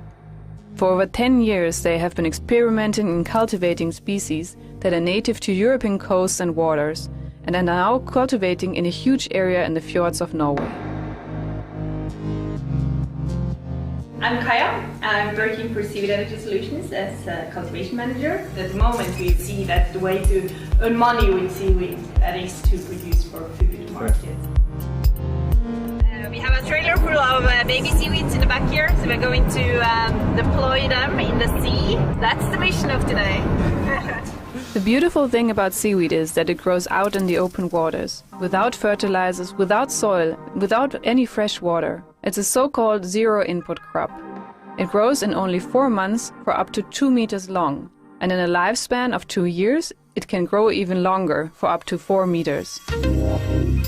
In China, we learned about large-scale seaweed cultivation and how big this economy could get and how it could look like. I am Shou Junpeng. I work in Institute of Oceanology, Chinese Academic Sciences. I'm a research professor. If you want to harvest millions of tons of fresh biomass, it takes a lot of labor. There is no automatic machine to seed, to harvest, and to process, all very much limited. But we are working on that now. Here we are at the biggest seaweed farm of the world. It's just incredible how huge that area is. It's here since 50 years, so it's no big news in China. They're doing this since quite some time. Then we went to South Korea, where they have a long tradition of eating seaweed and cooking with seaweed. And here it was great to see seaweed dishes, shops, markets, everyday products, and you could really tell that it's part of their culture and that they have also different ways of farming and processing these plants. Here we are just around the corner of the company where they process the seaweed, and you can actually see seaweed farms out there too. Another great place to learn about seaweed farming are the Faroe Islands. We were able to work with Ocean Rainforest, another pioneer in Europe. It was great to see the innovation and the pioneer spirit that was already here in Europe. One pretty unique thing that Ocean Rainforest does here is that they leave their seed lines in the water for 3 years and they just cut from the bottom part.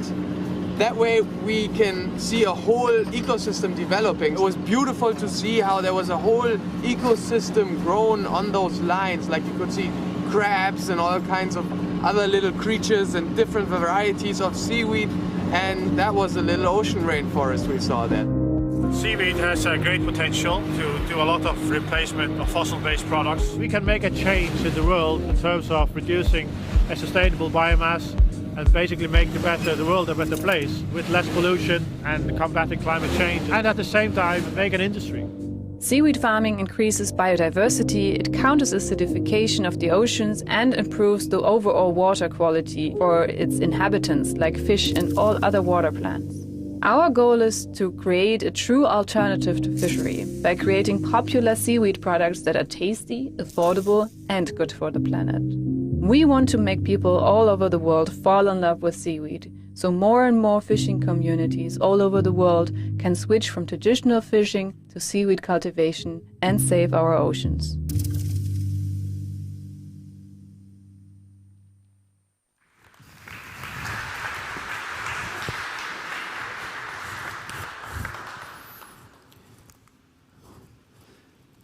Thank you very much, Pierre, Sam, Thibaut, Jean-Baptiste, Ross, and Denis.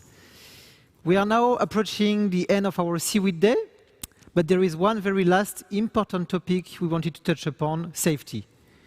Indeed, there's no point scaling up the seaweed industry if we cannot ensure it is safe for consumers, safe for operators, and safe for the environment. So I'm now delighted to invite our two last speakers of the day, Vincent Doumézel, who you have already met during the coffee break, and Philippe Potin, senior scientist at the CNRS, and between us, one of the most knowledgeable person in the world when it comes to seaweed. So Vincent and Philippe, the floor is yours.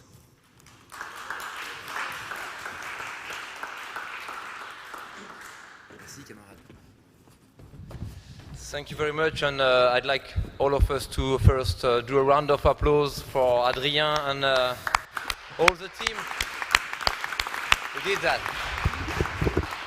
I like it. Give me a guitar, you know. So yeah, I mean, this Safe Seaweed Coalition is really a teamwork. So I'm here to present it, but and I'd like to show you what it is exactly and how it started. So it started with the Seaweed Manifesto. So back 2 years ago, I was in New York in order to witness the preparation of an ocean UN meeting that never took place because of COVID, and which will take place in Lisbon. And I was then working for the Lloyd's Register Foundation, and then at the end of the 2 days preparation session, I requested to voice the potential of seaweed. So I did an unexpected 5-minute speech about seaweed there at the UN in New York, and it raised a level of interest, incredible level of interest.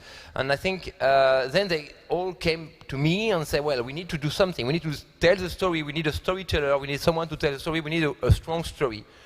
Let's do a manifesto. That was our idea with the FAO, with the World Bank, with WWF, Nestle, and so forth.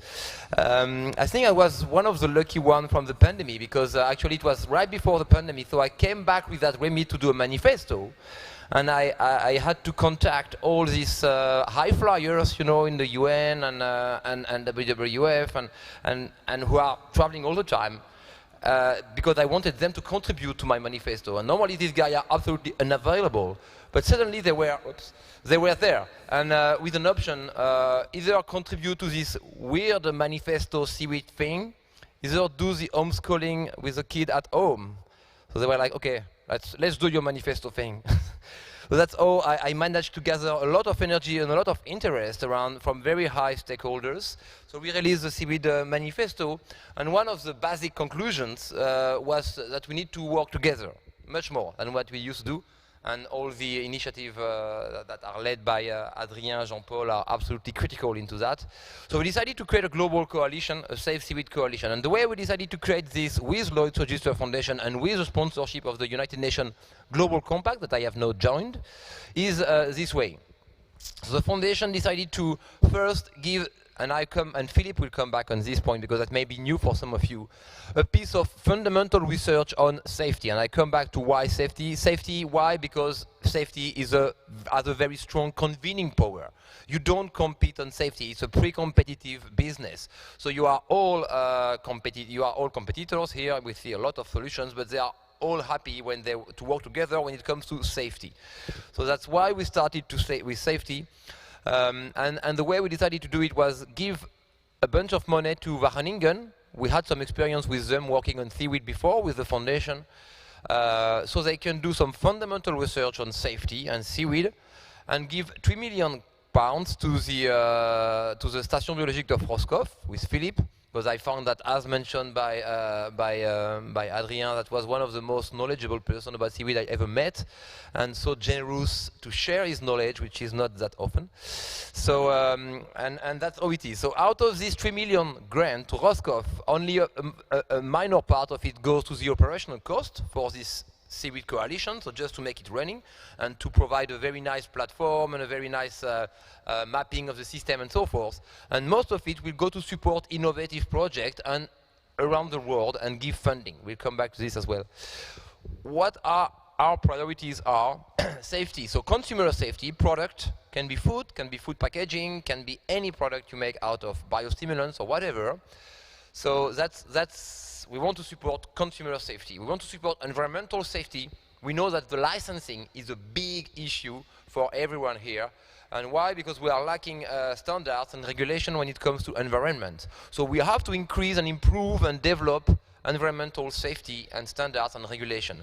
So one of the achievements for the first one we did was to start a process in order to record at FAO level in the Codex Alimentarius a global seaweed regulation, which is highly needed. So it will take 2 years, but at least we are working on it. Environmental safety, we are very good progress. We have very good progress with Asian Development Bank. We should develop some standards on that matter. Another interesting thing is occupational safety. We need to make sure that these people, they are safe.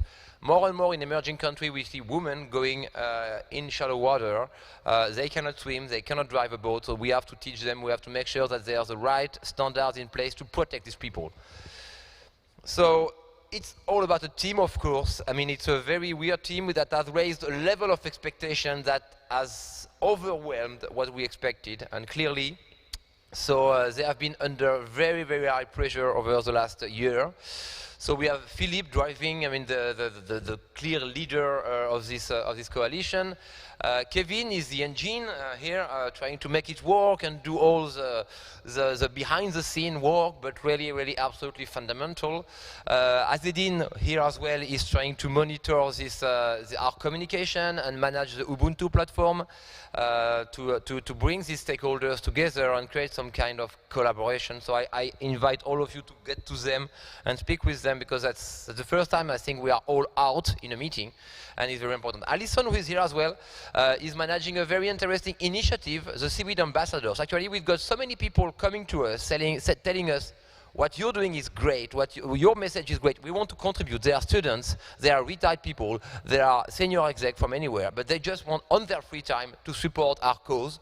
So we created an ambassador network. They have a profile on our website, they have a signature, they are trained, they report to us. It's a volunteer initiative.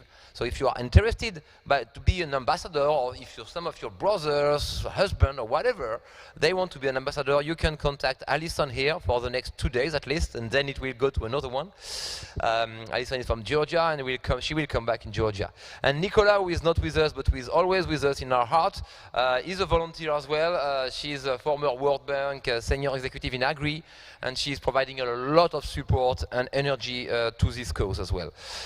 So we have also a global governance. I will not go through all of this, but we have some of our members in the room here, Joe Kelly, Bailey, and Adrien, and others. They are all part of this global governance all around the world. I may forget some of them, who are trying to support, either to advise about what grant we need to allocate, or either to define the global strategy of this coalition. We want this coalition to be bottom-up.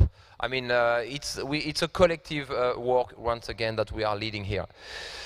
So we have created a platform on Ubuntu, same as the Seaweed for Europe, and we may merge it in the end. We have already over 500, we are nearing 600, I think now, members across the world, and it's getting bigger and bigger from all over the world, so you can see them all on the map, and you can see all their details. So it's especially interesting for investors, for buyers, and so forth. Going very quick, so you see that the heat map of our coalition members. So we have a quite wide range of members all around the world, which is very important and which is quite unique. And once again, all of this data, all of these contacts are absolutely open and available to anyone. So if you want to get in touch with someone, just come to us and we will make the connection. Call for proposal, we will have 2 calls for proposal a year, except last year because it was the first year. So what we did is to gather stakeholders, define direction from our members, and then do roundtables. So we gathered experts, and we gathered our members by small groups of virtual discussions in order to define what we should fund. So once again, bottom-up, members-driven initiative. We want you to tell us, I mean, if you are not part of the Safe Seaweed Coalition, join us. It's absolutely free. Anyone can be part, as long as you have a slight activity into seaweed.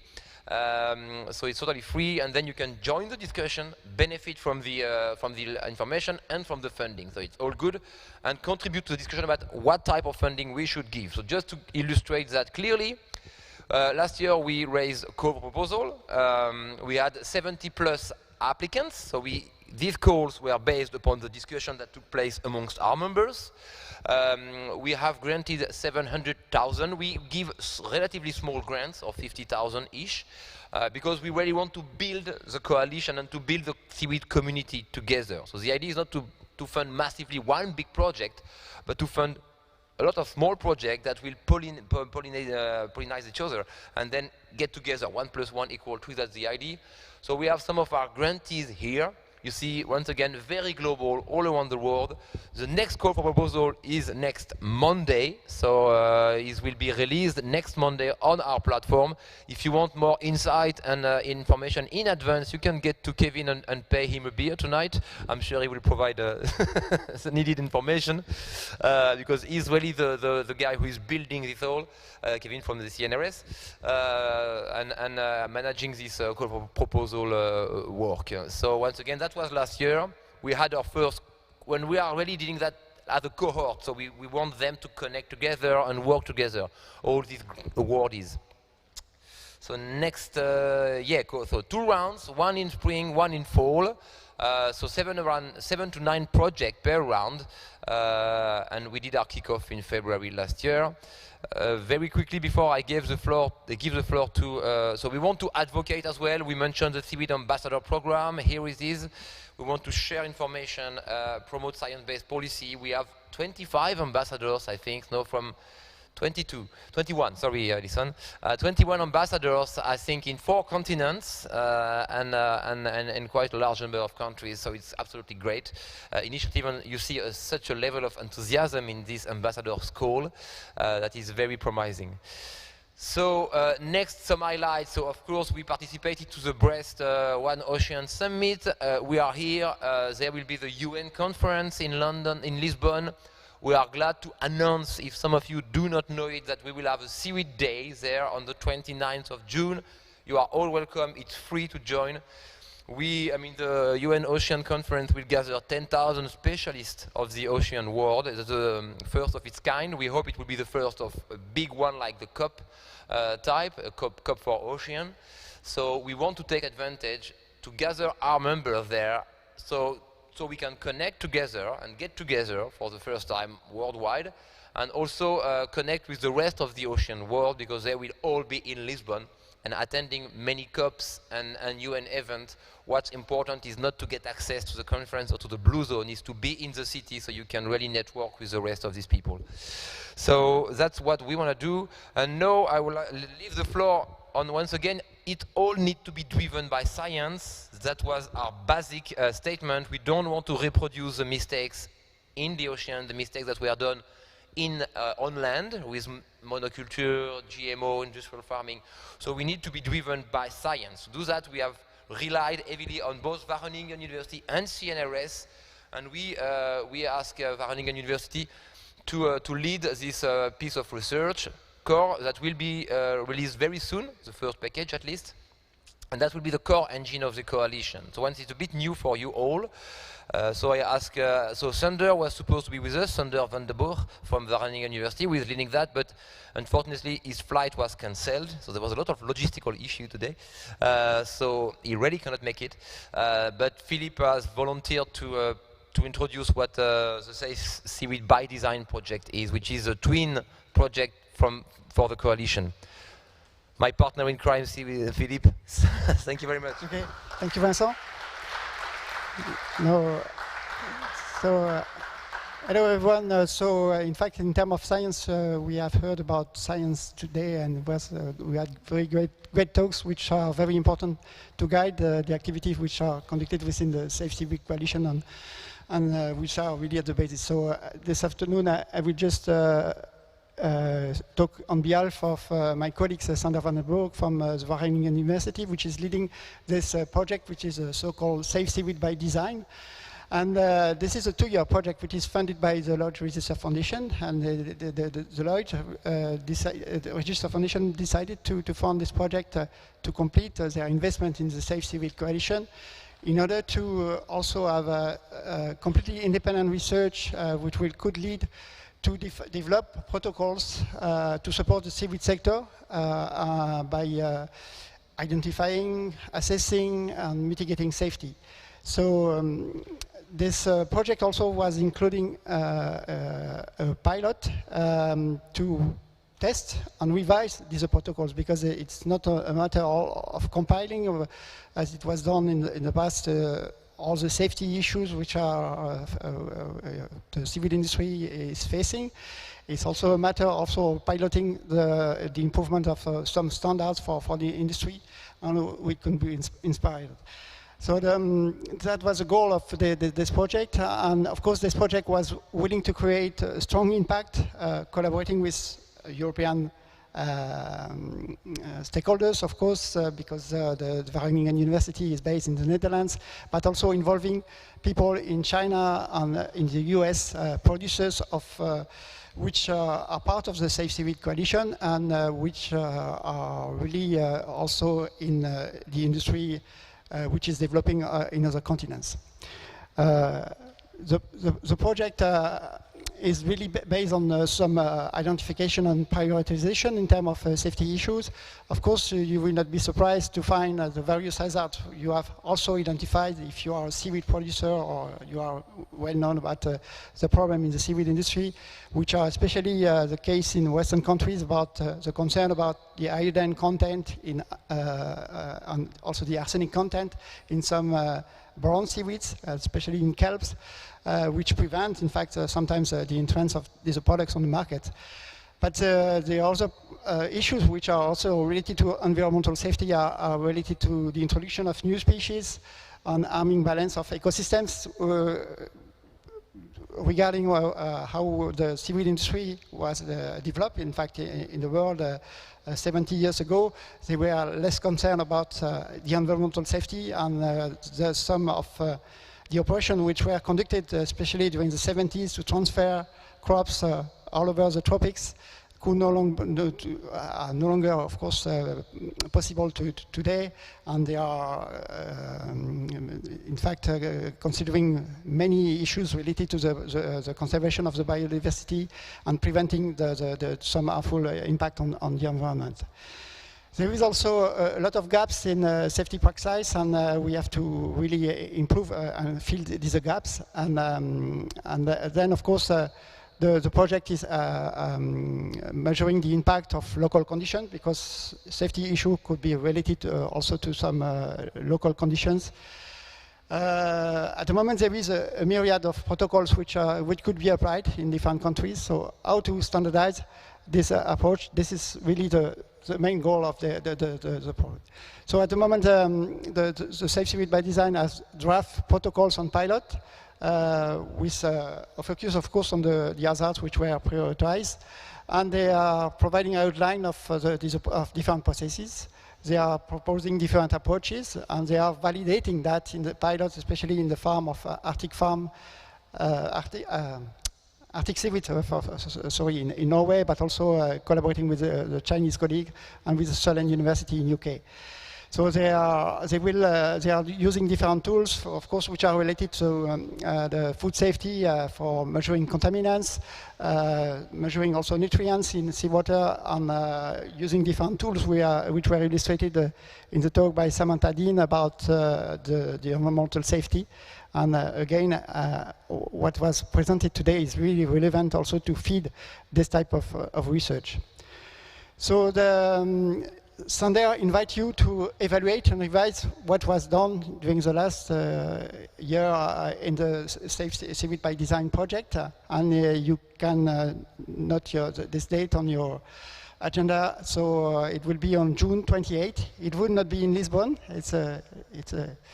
It will be in Bremerhaven, where the Seaweed Conference will be held, and it will be a side event during the Seaweed Conference.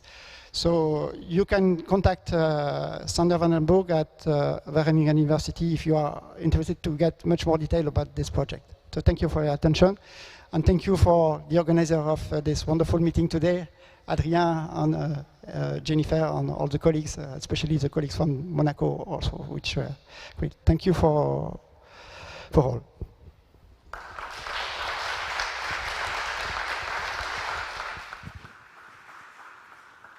Thank you so much, Philippe. And in case you have a doubt about how passionate Philippe is about seaweed, this crazy guy traveled from Brittany with this huge blade of Laminaria hyperborea by plane.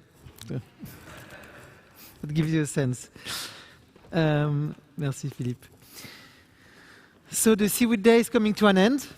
We really hope this conference managed to send you a powerful message of hope, because too often we see the ocean as a victim of climate change, victim of plastic pollution, victim of overfishing. And I hope after today, some of you who were not convinced yet will have recognized that the ocean also holds many solutions. And I hope that you will have also witnessed that there is a growing community of motivated change makers that are carrying the banner to help regenerate our ocean health. I could not have thought of a better place to present the Seaweed Day today.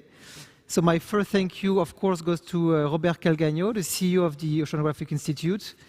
Robert, thank you so much for hosting us and for being such a vocal and supportive ambassador of the seaweed industry. I also want to thank all the wonderful people who made the Seaweed Day possible, and starting with the teams of the Oceanographic Institute. So, of course, Pierre, I don't know if Pierre is still around, Pierre Gilles, who has been my partner in crime in organizing this whole event, and who accepted to get his office buried in seaweed products for the past 2 weeks, while they were accumulating in his office, being shipped by all our members. But I also want to thank the rest of the team, Cyril, Isabelle, Émilie, Julien, Guy, Aurélie, and Alexandra. Thank you for your professionalism and for helping us putting this event together. And thank you to all your staff of the museum, from the Secretariat and the Accueil. Also, a big thank you to the Prince Albert II of Monaco Foundation, Sylvie Goyet, Olivier Stiroli. Thank you for your help in organizing the event. Of course, thank you to you, great speakers and panelists, who really brought a lot of energy in the room today. Thank you to all our Seaweed for Europe members who kindly sent their products, or even who trusted us with their prototypes, so we'll carefully send them back after the event. And last but not least, a huge thank you to my colleagues from Systemic, Jennifer, Theo, and Max, for their priceless support. So I wish you all a wonderful evening, and if Karen, you allow me to steal your tagline to close the meeting, care the world.